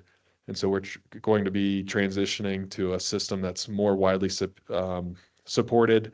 And really, our goals with that is to maintain the options that we have now, because it really does everything we need. And then to make sure it's strong in terms of cybersecurity as we can. That'll be a 2-year project. Another a major project last year and will continue this year is valve exercise, and we have lots of water valves. They need to be located. They need to be exercised before you need them during an emergency. We did 35 last year. We have a major goal to basically do the rest this year, and then we can go on to a regular rotation thereafter. One of the challenges in any community with dirt roads is valves get buried by dirt roads, making them hard to see. Dirt road levels change over time, so plows and other equipment hit them over time. And so it's critical for us to be going out there and exercising these valves when we don't need to. An overall theme for our department this year is really just dialing it in. So everything we do, make it better, focus more on the details. We've got a GIS system in place, but we want to fine tune things. So everything we do, we're trying to just refine and get better. Maybe I'll just pause there for any questions before we get into the discussion topics.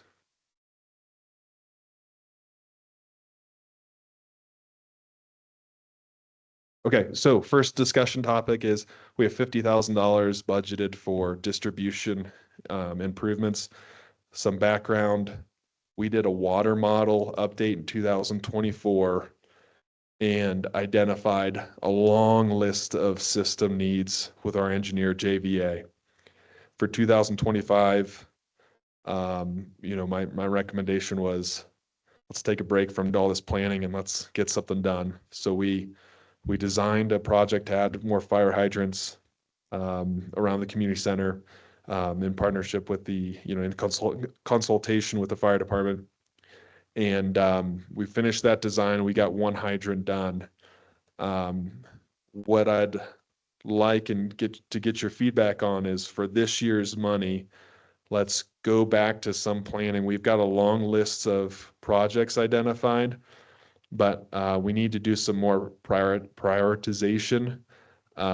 We need to work with an engineer to kind of do a little bit of systematic prioritization and cost estimation, and then also use funds to add the remaining funds to add one more fire hydrant around the community center. So I'll pause there. No questions? Keep going. Yeah, let's keep moving. Okay. All right, moving on to getting your feedback on a potential code amendment related to plan investment fees. Yes. Yes. Did you just move on, or yeah? No, Yeah, this is important. Oh, okay. So, Looking yeah, forward the to answer it. is yes. Okay. What do you need us to do? Okay, yeah. So yeah, plan investment fees are really critical to recover a new connector's share of the town, the infrastructure that existing ratepayers have built. Our code requires these payments are due when a building permit is issued. And then if no building occurs within 12 months, the town has the option to go and buy that PIF back and, give the money back. What we're asking for in direction on is to update the code that it's either in addition to or instead of buying that PIF back, give the option to the new connector that they just pay the difference between what they paid originally and what the current fees are. So that's a less of an administrative burden on our staff. And it also then just protects our ratepayers that whatever the current fees are, people are paying those current fees. So I guess the question is it okay for staff to start working with our town attorney on these code amendment changes to then bring it back to you. Yes. Any concerns with that one? I'm just asking questions along the way since it seems like you're also kind of asking along the way. Yeah. Okay, cool. Okay, I think you have I direction. think that's fair. I don't think it's even worthy of a discussion. Yeah, go for it. Okay, moving on to backflows. Backflows are a state requirement. These devices prevent water from a facility from either being pushed into our distribution system or from being sucked into the distribution system. We have good code language on what type of facilities need them. Our code says that these assemblies are required to be tested annually, which is required by the state. We every municipality has a state requirement that 90% of these assemblies have to be tested by December 31st of every year. So for us, December is a little stressful for mostly for Janet. And it's no fault of the businesses. They're just getting their assembly tested when they got it tested last year, but we're out of compliance with that 90% threshold until midway through December. So we'd like to work with our town attorney to update code to move the deadline up further in the year, which would then give us time to address any kind of compliance issues well ahead of the annual deadline. We could be flexible on what that deadline is, and we can be flexible on how to transition this into effect with businesses. And so looking for direction on whether we can start working with our town attorney on that. Looks like you got nods. Well, that's all I have for you tonight. I appreciate the time on your agenda. Well, thank you. Some good work happening. Yeah, Andrew, thanks so much. We're really lucky to have you. And I really appreciate all the work that you've done with mitigation of our critical infrastructure and the maintenance of what we got. Really appreciate it. Thank you. Yeah, thank you. Appreciate that. Awesome. Thank you so much, Andrew. All right, going on to the last. Oh, Do you have to do public comment? I'm not sure. Discussion item. sure. Yeah, follow process. Any public comments in the room? Nope. Any public comments online? Nope. All right. Moving on. Yeah, Andrew, little feedback. Seems like Brian Biggs is a little shy in front of the camera. So see if you can give him feedback to come out of his shell a little bit. Sounds like you know Brian well. Oh yeah. Definitely. All right. So next item that we've got is Visitor Center Mission Scope of Services and 2026 Operating Direction. Mayor and trustees, this is just a follow-up from our January 6th meeting about how we might consider running the visitor center space next year. During our last meeting, we got direction that you were not 100% sure that we wanted to go through a leasing process, but you did ask us to develop a scope of service for that. And so that's what I did in this staff report. I just noting in the staff report, the two questions that really were in my mind as I wrote this. And one is what is the mission and purpose of this visitor center and what services should it provide to the community and visitors? And two, based on that mission and service level, should we operate the visitor center as we planned in the 2026 budget, which if you remember was to try to run it through the summer and start building some stability into it? Or should we pursue a leasing or partner operated model? I really think that the mission and scope of this and the operating approach are the same no matter what we do. I think we want to really think about what that building does for the community. And so I drafted a couple, like just a version of both. So that's kind of what I have in this staff report is just looking at what that would look like. I also included in the staff report just some of the interaction data and observed use we have in here. This is specifically for the the visitor center portion of the building, Mhm. it's really important to note, I think that the bathroom use is probably 4 times higher than these numbers, if not higher. There's also a power outlet that is very heavily utilized there at the visitor center. And so it is really a hub of activity all summer long. I did note here, one of the things you see is there's some significant variability in dates. That's for a couple of different reasons. I think you'll see our usual seasonal trends there, but also we had some difficulty staffing the center. And then towards the end of the year, we were open generally on Mondays, and that's kind of what you see there. So those numbers are reflective of that. In terms of the mission and purpose, the mission statement I came up with based off our last conversation and kind of just thinking about that space is that the Visitor Center helps people experience Nederland by welcoming visitors, connecting them to local businesses and experiences, and providing reliable community information and public services. We had conversation at our last meeting, and this has been something that came up also through the tourism planning. I think the primary purpose of that place is not necessarily to sell things, but rather to make sure that people are experiencing the community and going to local businesses. One thing that I didn't say explicitly in the staff report is that when we think about revenue from the visitor center, I think it's a really good thing. I think it's good to be able to support its operation, but really its primary purpose is to point people to the different places in Nederland and the different businesses. So I think really generating revenue is probably not our number one priority there, but that of course is something that I'm asking for direction from you. If this is the kind of mission statement you would have for the facility, or if you might have changes. For the scope of services, this is very similar to what you saw in the last staff report. But what I tried to do is just really think through like how I would run this place with that kind of mission in mind. And so I've got provide in-person visitor assistance and wayfinding.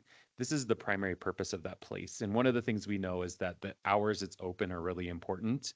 We get a lot of folks in the summertime who are going to go hiking and need direction to, 4th of July or Hesse or how to ride the bus or those things. And in the wintertime, we get the same thing for, folks doing other things there.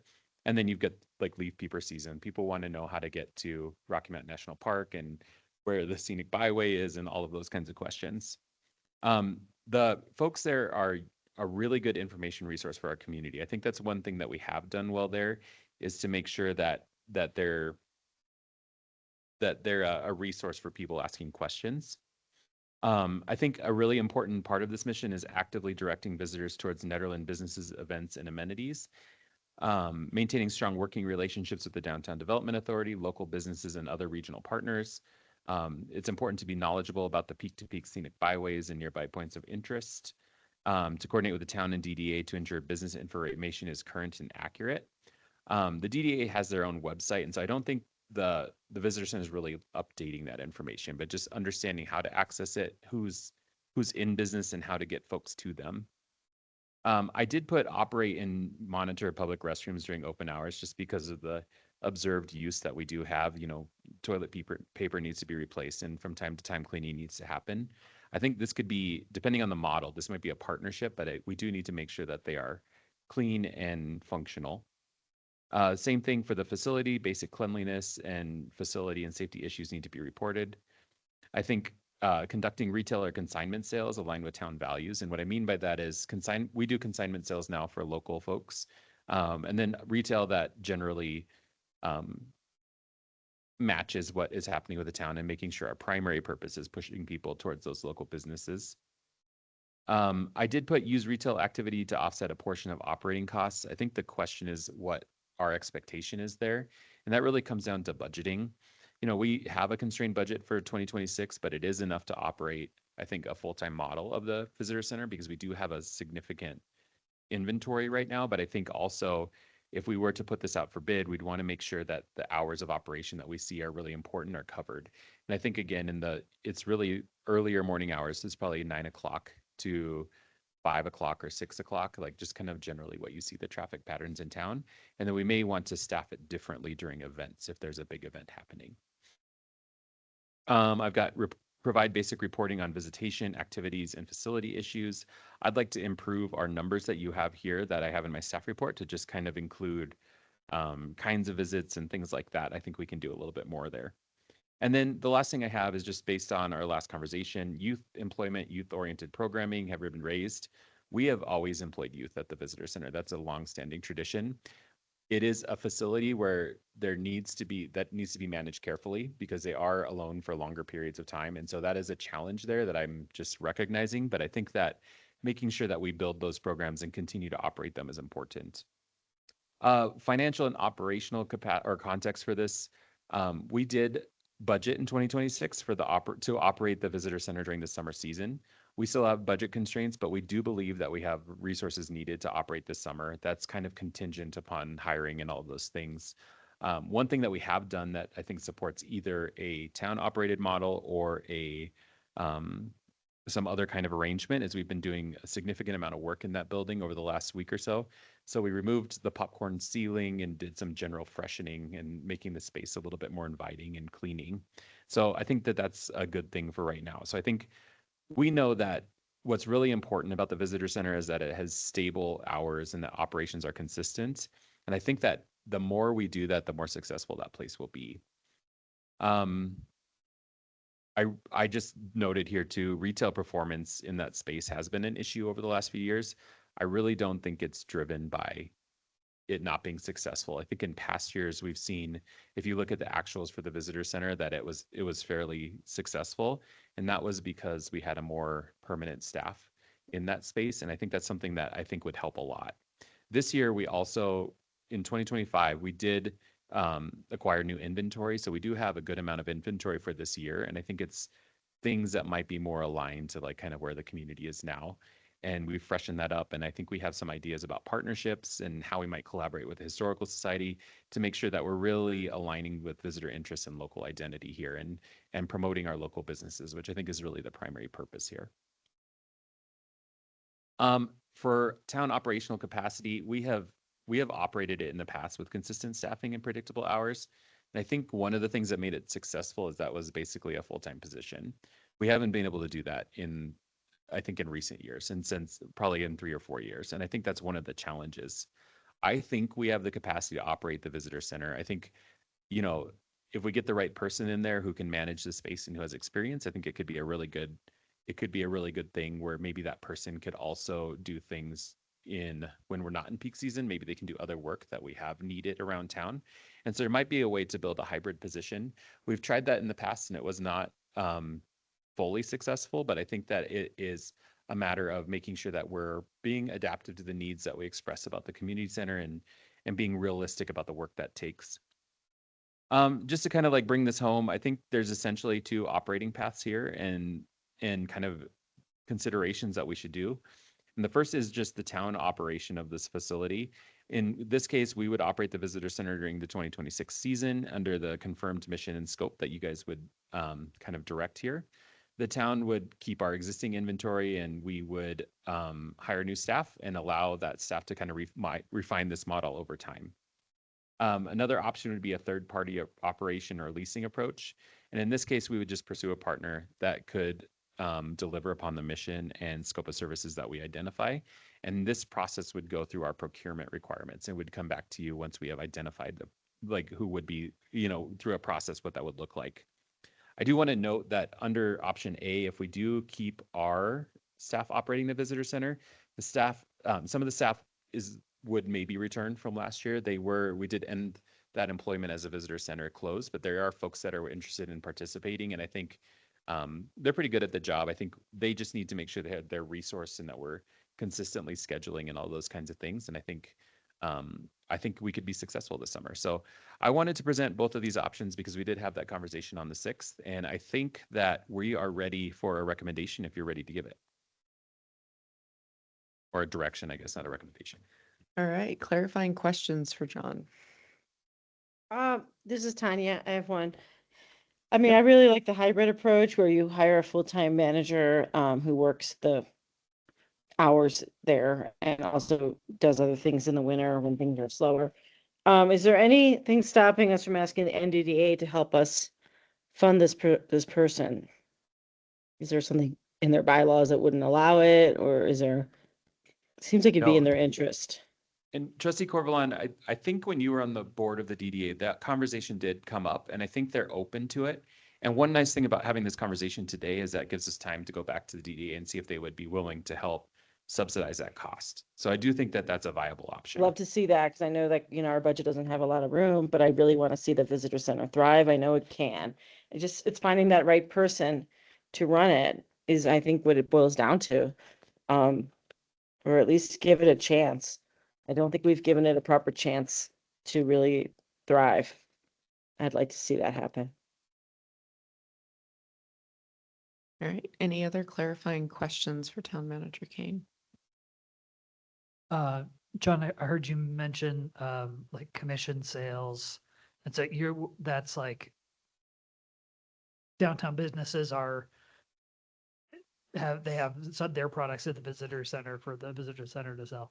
Yeah, and not to pick on Trustee Corvalon, but we have many artists in our community that have really great stuff, and we would love to be able to sponsor that for people who don't have a space. I think there's a lot of ways we could do that, but an example of our current consignment sales is the book Welcome to the Mountains Now Behave, which is, famous in our region.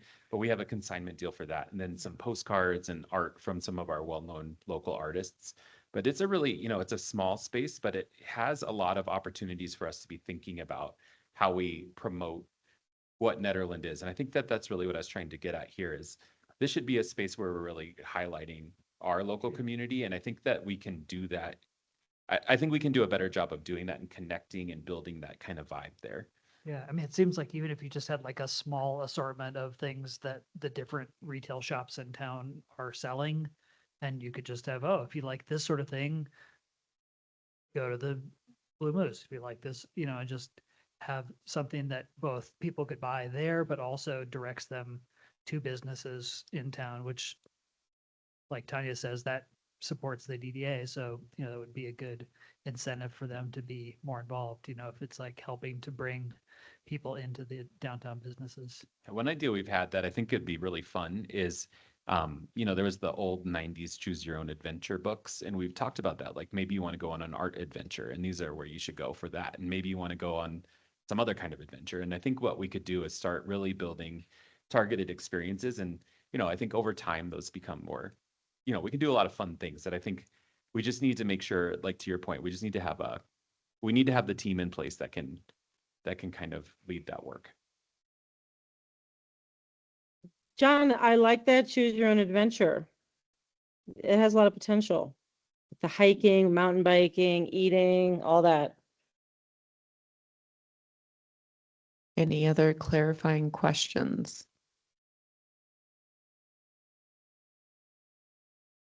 All right, let's go to public comment. None in the room. Let's go online. Any public comments? All right, we're bringing it back to the board for a discussion. Thoughts? Sounds like you feel like we can do it ourselves. Yeah, I think I wanted to present both options because I think that we can find a really great community partner that could do this work too. And I think the critical thing is I was thinking about this, it's really the mission of what that space is. Right. We're kind of blessed to have a visitor center that sits in a space like that. And it does have we know it has that visitation. I will tell you, I don't know how many Instagram pictures I am in of people taking pictures of town hall, but it is a lot. And I think Fred the cat really sells it. Okay. Yeah. And I think, we've even talked about maybe we put a visitor center representative in town hall during the wintertime, and then we can, play around with that idea. But I think Nederland is impacted by tourism, and having a space where they can come and learn how to interact with us is a really critical thing. I know we have great community partners that could help us in this, but I think also we could try. I think the plan that we had during the budget season could work too. So I think I'm a little bit agnostic. I think, one of the things I've really been trying to focus on is, as we're kind of working through these projects, is what is staff capacity and what is my capacity to lead these projects. And I think that the truth is, if we find the right person to do this, it's almost going to, it requires management either way, right? We need to make sure the consultant is doing the scope of service, or we need to make sure our staff is. And I think that we have the tools that we can manage this summer, but I am putting that into, that's why I wanted to bring this as a discussion and not make a recommendation of one path or the other. I mean, I'd like to see us reach out to the DDA and help us fund the right person.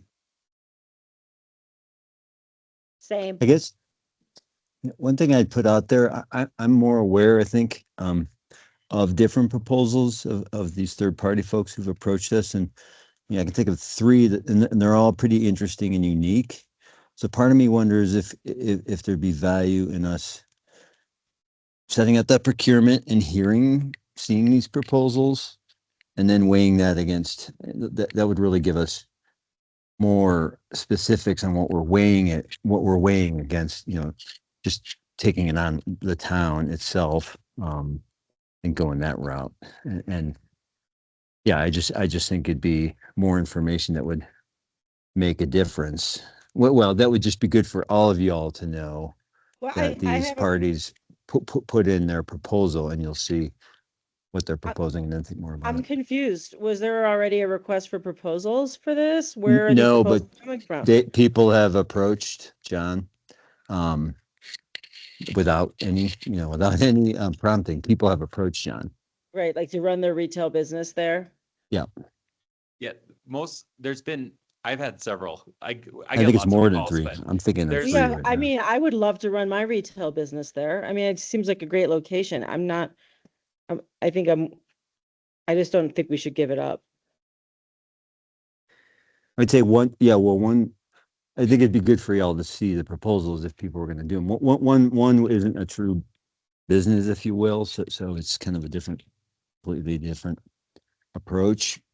That's just my thinking, like, if it's reasonable to do a procurement, see what people bring to us, and then weigh it against doing our own thing. I think it just gives us more information to make a better decision. To be clear, Town Manager Kane, when you're talking about these two different routes, there is not a suggestion that somebody comes before us to rent the space for their own retail. This is the scope of service. You are in fact acting on behalf of the town, and you are our visitor center, just Yeah. to clarify. right, Yeah. and that's why I say Yes. I think some of what I need to do to manage a space doesn't change because I'm either going to have to hold an external contractor to this scope or internal. So I think we need to have I would highly recommend we keep that as a visitor center. I think it's very important that we have that visitor center. Yeah, I mean, I think I mean, to be clear, I all would those love to folks have who've approached seen- us have said that, we'd keep it as a visitor Billy, center. I agree with Bill. There has been folks that want to run their retail out of there, but there's been other folks that have suggested that they could run a visitor center. That's what was the genesis of What's this in it for name, the them? first. I'm curious. To run the visitor center, are we charging them rent, and then how are they? I'm just confused. What's in it for them if it's not about their business? Well, so they would basically be a contractor that operates the visitor center as a visitor center. And so instead of having staff like a W-2, it's basically they're leasing and they get to operate it just like a visitor center. So bringing back to the discussion, my 2 cents on this is I would say I'm also open to want to hear what the other proposals are. Yes, you still have to manage to the scope of work, but how I see it differently and on your time specifically is when you have a contractor in place, there's a contract, things aren't working, you can, terminate the contract, or, I mean, there are definitely success metrics and everything that are being held. I do think that that would be less of your time than thinking through strategy, thinking through how it connects to everything and all the things. I would like to see potential, like, again, like the potential RFP go out for this and just see what we get. Because I think as Trustee Larson likes to say, we got lots of big projects coming up. And this would just be one thing that I think doesn't require a bit of the minutia. That's all. Well, it's too bad none of those projects were like examples of them were put on this aim for us to even consider. It's like, I I'm did that a on little bummed about I that. did that on purpose because I Yeah, think the thing is there's been multiple people. And for me to run an equitable and transparent process requires me to post this online, answer questions consistently and fairly, and then evaluate them through a rubric that is consistent and fair. And I think that that's why I wanted to present this as I did, is because I think you have two options. The procurement process, if we do that, you don't have to choose that. But, even if you went through it, as I guess I'm saying, you don't necessarily have to choose one of the vendors, but you could see. But that would be what I would do, is I would follow our purchasing policy for services like this. And then the other thing I do want to note is there is the other benefit of maybe doing it ourselves is that we do have inventory. We do have operating capacity right now. If we don't operate it for a while, sometimes when we have services that we stop operating, it could potentially be more expensive to operate them in the future. I think that that's something that is not maybe a huge barrier to reentry. Like we could run this as a pilot program and see how it works. But if we do that, one question that is important too, that I think that Trustee Corvalin just raised, is what would rent look like and things like that. And that is something that could come out through the RFP process too, is what would people propose to do? Mm-hmm. Yeah, and same with our inventory. They may offer to purchase it Mhm. at a discount, and then it's off the books as Mhm. well, and it's revenue. So I think that there's a few different options that we could have there. I mean, what I'm getting from this is that I feel like it's important either way that we approve this mission statement and the service scope. I feel I agree with all of it, as it's written. And regardless of what solution we find, it should meet those. And I feel like that addresses the concerns that Tanya had as well. Yeah, I so 100% agree, yeah.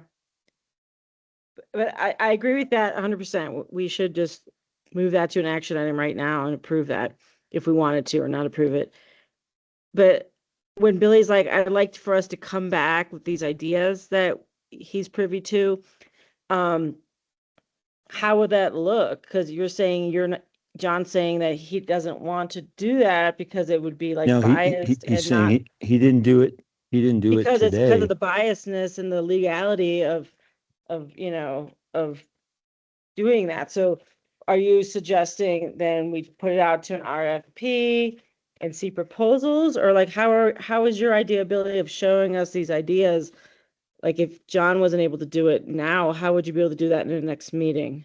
Yeah, John would, just like he just said, he'd go through the true process. I haven't even talked to anyone about this because it's like people approach me, but it's like there are several good ideas. It's really for the board to see them all. So John was wise to not put any of those here now.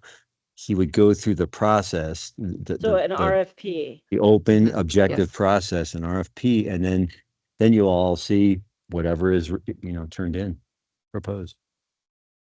And then I think we're creating consistency with our expectations by drafting a mission statement. Yeah, I think we should do that right now. Right.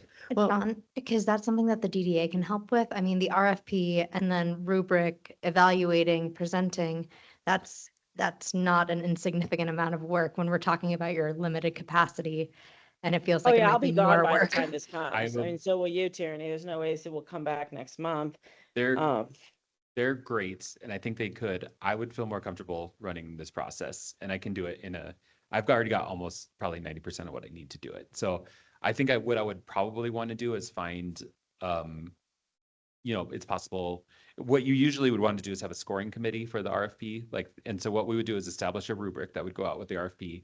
There would be, what typically happens in this kind of process is we'd post it, and then we'd give people a chance to ask us questions. And we'd answer them all consistently through one published document, similar to like our FAQ, but just for the responders. And then they would be able to submit their proposal to us. And then that little board that we create that could score them. So I would need a couple of folks to help me. So that maybe is somebody from the DDA, maybe possibly somebody from the board if they want to help, or maybe I would have Macy or somebody like that. Just depending on who we decide. We would score those and then we'd meet and talk about it. And then I would present you with an aim that kind of says, this is what we found, this is the proposals we received, and this is our recommendation, just like a regular staff recommendation. And what I would typically do for a proposal like this is I would like it to be out about a month. And I think that that's not terrible. That would put us in April sometime, probably April, when we decide what we're going to do. That would also give us time in the meantime to also have this conversation with the DDA and ask them if they'd be willing to help us subsidize some of the operation there. And that could be helpful even if we had a contractor on board, because maybe that could help with it maybe it helps cleaning bathroom, like whatever it is, like maybe they're just willing to partner with us on that. But then Wait, that if we have a contractor, we wouldn't need it. We're essentially making money off it. We don't need to spend money. Yeah, I'm just saying, we could still talk to the DDA about what it could look like if we partnered with them on it. And then if there's a contractor, you have a choice there. So you have a decision point between these two alternatives that are presented tonight. But I would like, if we did this, I would feel the most comfortable running the process. Just to go back to our questions, do we have nods and direction that this is the mission and the purpose of the visitor center as Town Manager Kane has written up? And that the services of scope look okay? Okay, looking around the room, it looks positive. I do have a comment about just kind of the general direction here is the thing I've heard come up several times is just having the right person is the key to success in the visitor center. I think we should be evaluating this as not so much contractor versus staff or, whatever. It's just like, what's the most effective path to getting the right person in there that makes the visitor, because what we really care about is having a successful visitor center that is a positive experience for people in town, right? And so if it is more, if we're gonna have a better chance at finding the right person through a contractor path, like, let's do that. If we're gonna have a better chance at picking the right person by hiring somebody directly, we should be doing that. And I feel like that is really, it sounds like that's the most important thing. So that would be my direction on how we kind of move forward. Even if there's some really interesting ideas for contractors to operate the visitor center, yeah, that's all well and good, but if it's not the right person sitting there during the day, then doesn't. What is your direction then?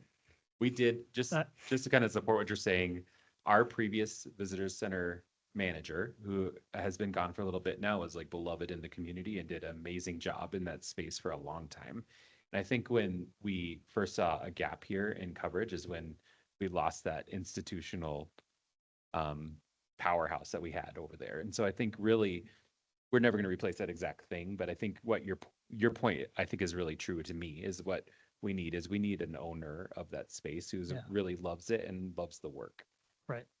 And I don't feel like I don't have enough knowledge right now to know which of those paths is right, but I feel like maybe John, you or Billy or, somebody else does have more insight into what's the better path, but. We can also always go back and say, after we look through these potential partners, because who knows, that there's been a few that have reached out, RFP releases, maybe there's a few more that come to the top. And if after going through that process, it's like, nope, Town Manager King can do the best here, I'm okay. I know that it would be a little bit onerous and that it's like a process that you have to run. But there just could be some value in looking at that. And I could also provide you with an operating plan of how I would operate it, very similar to what the RFP would be. And then you could see the need to have a contrast at that point. You could just a general document. These are the hours I'd run. So it's how I'd staff it kind of thing. well, you'd have to come up with that anyway Yeah. for the The RFP. RFP. Yeah, that's true. That would be, No, I agree. Like, we can go through this process, everyone can see all the options, and if we don't like them, we can move to just do it ourselves. To have the town do it as with an employee or with employees.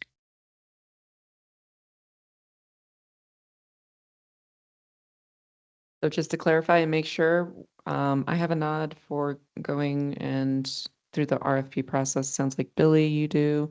I'm a Can we just nod. get it? Okay, can we just get clarification from the rest here? I don't have strong feelings either way, but I understand the value in getting more data and getting more information from people that might be interested. So sounds good to me, getting more information from everyone. My only concern is we're here first week of February. RFP, we're gonna start getting the summer before this even gets decided, late spring. in my mind, like maybe we just run it ourselves this year and, you know, we've kind of waited too long to make this decision. And we've got a lot of other things that town staff is working hard on. Let's just move ahead with running it. We've got the inventory. Let's run it ourselves this summer and actually look at doing this in a non-rushed manner for next year. That is a really good point, just to follow up on that, about if we do decide in April, actually, we don't like any of these proposals, let's just run it ourselves, then we have to hire somebody, like immediately, and might have limited time to do so. So if we release the RFP, It's really what I think what you're saying is that we're going to have, they're going to need to, if we select a contractor to do it, they're going to have to mobilize very quickly to actually coincide with the start of our tourism season. May not get the best options in people applying for the RFP. that's a fair point. I mean, we don't even know what we're gonna charge for rent, you know, to it. How can, we haven't, I mean, it seems like there's a lot of factors that haven't been worked out. I would think if we're running it as a visitor center with a community benefit, it's probably best to run it with rent that is below market because they're providing a service to the community Sure. if they meet that scope of service.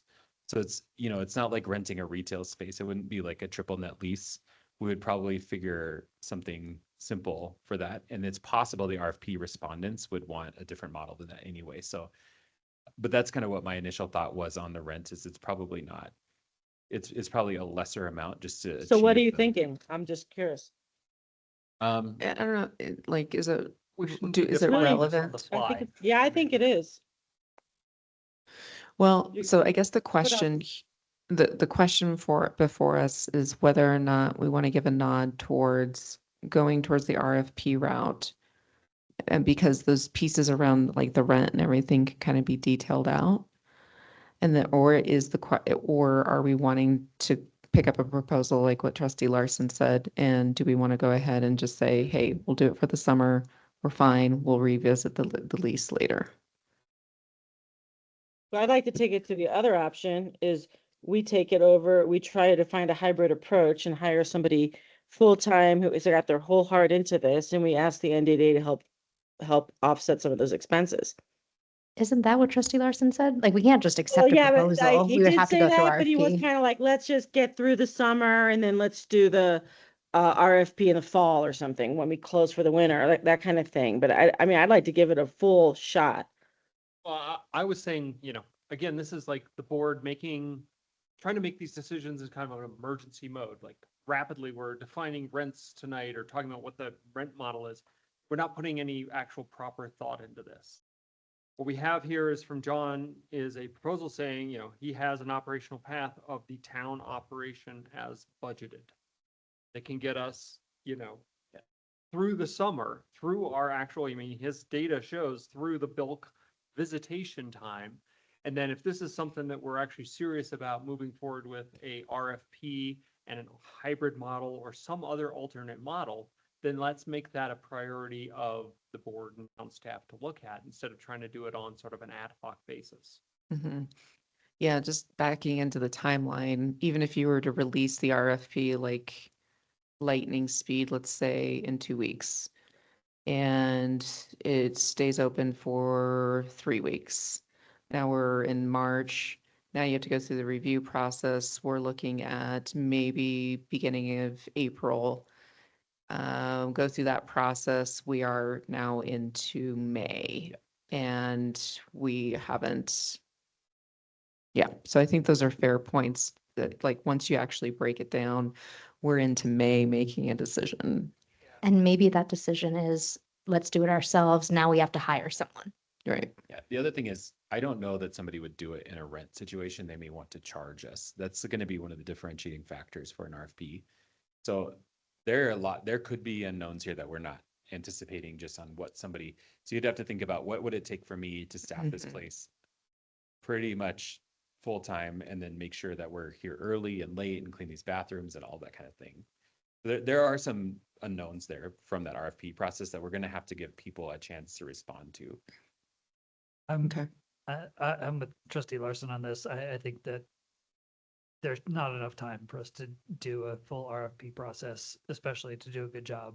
And I do think that done correctly, town should have the resources to do this ourselves and do a good job. And if the summer season peak ends and we still feel like maybe we want to contract it out, then we can revisit. But I'm really inclined to think that we have the best chance at having a positive summer experience by kind of kicking it off and starting our search for the right person right away, rather than starting a search for options. Right. Yeah, I could be fine with that as well. Like, it's a timing constraint that we have now. And once you like back into the 30 days, the 3 weeks and everything, it's like, yeah, we get to a point where I wouldn't want to put that on anybody, staff or contractor, to then turn around inventory and get everything up and going. So I would also be open to just going ahead and running it the summer, and then we reevaluate after the summer. Yes. I agree with that. If we were to do that, are we asking John to put out an RFP to hire the manager? Like, what do we have in our budget? We don't really have a manager money in the budget, do we? This is a kind of more staff level conversation of what's happened, but I reorganized the positions last year. So right now, currently what we have is we have a kind of an operator level position that is a frontline operator who would be kind of like just running the day to day. And that's the kind of the position I had envisioned for more of a youth person. And then we have a person who's kind of a quasi manager right now. It's not a full manager position, but kind of taking the lead on facilities maintenance and scheduling and kind of helping coordinate on cash handling and things like that. And then what we did last year is Rita and I were helping. So Rita was helping on the finance side, and then we were just kind of managing. And that structure, I think, could work for this season. And that's what we use for the basis for the budget that's in the 2026 budget for the facility. Mhm. So I think we could use that model. If we could get the DDA to help us a little bit, we may be able to augment it, which would largely help with our coverage that I want. Because I really do want to be open in the morning when people try to go hike. I want to be there when they park. So Yeah. I mean, my opinion is if we don't up it somehow, we're just gonna have the same result again and again, where it's lackluster, and not a great experience. So I hope we can get a little more financing from the NDDA or somewhere else. Here's an interesting option is, the winter is when, theoretically visitation is down. But the main tourism during the winter time is ski traffic. Maybe there's some marketing person from Eldora who can be down there during the winter time to help Sammy us B through that. coming down there and just doing Instagram shots and stuff. Yeah. So I think there's options that might get us more of a year-round staffing if we are creative. Yeah, I think you're right. And I think one of the big things is we need to lean into what Nederland is and just focus on promoting our businesses and letting them shine there. And I think that goes a long way. And plus the consistency. Those are the two things. Plus nobody knows where Rocky Mountain National Park is. So Just point. yeah. Yeah. Way outside of town limit. So, I mean, I guess I'm not quite as concerned with the timing, but maybe it's more crunched than it seems. So, make good points. I would just like to really monitor how it goes this summer, and then strongly consider that we look to a potential RFP depending on how it goes. I mean, the Eldora marketing person, marketing, that's an interesting idea. But depending on how it goes, that we really keep it wide open to look into that RFP process in the fall. Because we may be passing by a better option. I'm curious about these better options so Yeah, much. sorry. Like, couldn't we take some of those ideas and incorporate them ourselves? I mean, I feel like I hate to pass up this opportunity that the town could manage. And I honestly think it could be profitable under the right tutelage. would you guys be open to giving me just a little flexibility to talk to people that I think might have interesting proposals and see if I can come up with a creative solution that brings some balance to this equation? Like, I think I can achieve both sides of this if it's all right. If I can, I just need to work on it a little bit, but I think I can bring what you just said, Tanya, is what I'm trying to say. Mhm. But I Yes. still agree with Chris Larson about the timeline, and as you know, because I've been writing you, John, I really want to keep the visitor center. I want us to try to make it successful. I don't know why we couldn't, with the right person. That's what we haven't had that magic person that maybe we had in the past, but So just to pull it all together, the direction is we're going to go ahead and run this over the summer. You're going to hire the person and we're going to reevaluate post summer. And in the meantime, if you wanted to collect ideas, what, people have, that's fine. I think that's an administrative function. We don't care. Cool, thanks. I will still bring an update to you about what we're going to do and how amazing it's going to be. Sounds yeah, amazing. I do care. There'll be I confetti. do care. That's what I'm Yeah. saying. I'm curious about these ideas. N- and how Yeah, maybe but we can, yeah. because it's an administrative function, not a policy function, that's primarily why I said, we Trustee don't care. Corvalon, we could also, I'd love to talk to you because I know you have a lot of great ideas too. So maybe we could touch base in the near future and start brainstorming a little bit about. Yeah, I think that would be fantastic. Yeah, I'd love that. Thanks. All right, cool. Let's move on. Public comment and non-agenda items. Anybody in the room? Seeing none. Anyone online? Also seeing none since it's most of us up there. Going to other business. Is there any other business? Do you have one small thing? John, I was hoping maybe you could give a quick update on the Caribou, the brain just blanked, but the fire shopping center situation and kind of where that's at. Sure. So, as you know, at our last meeting, I said that we were ready to issue permits. And that is still the case. The town has basically told, the property owner that that process is ready. There was some additional things that happened over the last 2 weeks with CDPHE. So they've been working through mostly testing methodologies for the building. The building needs to be brought down in a 2-phase project. So if you're, I think it's burned into all of our brains, but the way the building looks right now, there is a beam that used to hold up the 2nd-story roof, and then there's a firewall. Well, there's more than one firewall, but there's one in the middle that's kind of the main one that's half burned down, and that's creating an unsafe situation on the scene for people to actually go in the building. When I think the investigation was happening, I don't think there's like a stability issue, but it's just with a fire like that, you're not walking under that beam. And so the goal is to have a phase 1 project that brings the beam down and the firewall down. And then that will allow WeCycle, who is a really big asbestos mitigation contractor, specifically in the Boulder area. They did a lot of the work in the Marshall Fire. They can go in and finish what's called the 3D testing of the facility, which is going deeper, essentially is what's needed. There's been a lot of testing throughout this process for asbestos specifically, and it has not been found, it has not been identified. It's possible that there are building materials that are used in the 80s up till 1989 that could potentially contain asbestos, but also its use was going down rapidly, and this building is 84, 85, and so we think it's likely true that if there is asbestos, it's very minimal. So generally speaking, what we should see is the contractor, the private property owner has been talking to the tenants. They need to be able to visit, to see their spaces. It's possible there's things in there, so that was the last part of that process. And then they are going to bring the excavation crew on site to start that phase 1 project, and then the phase 2 right after. It has been a little slower than I thought when I told you we were ready to issue permits, but we remain ready to issue permits. We've done everything we can, and I think we're trying to encourage them to move quickly at this point. We do have certain powers that we can use to promote that. One is we can compel them to action, and I think that if we start seeing that isn't happening, that's what the next step would be.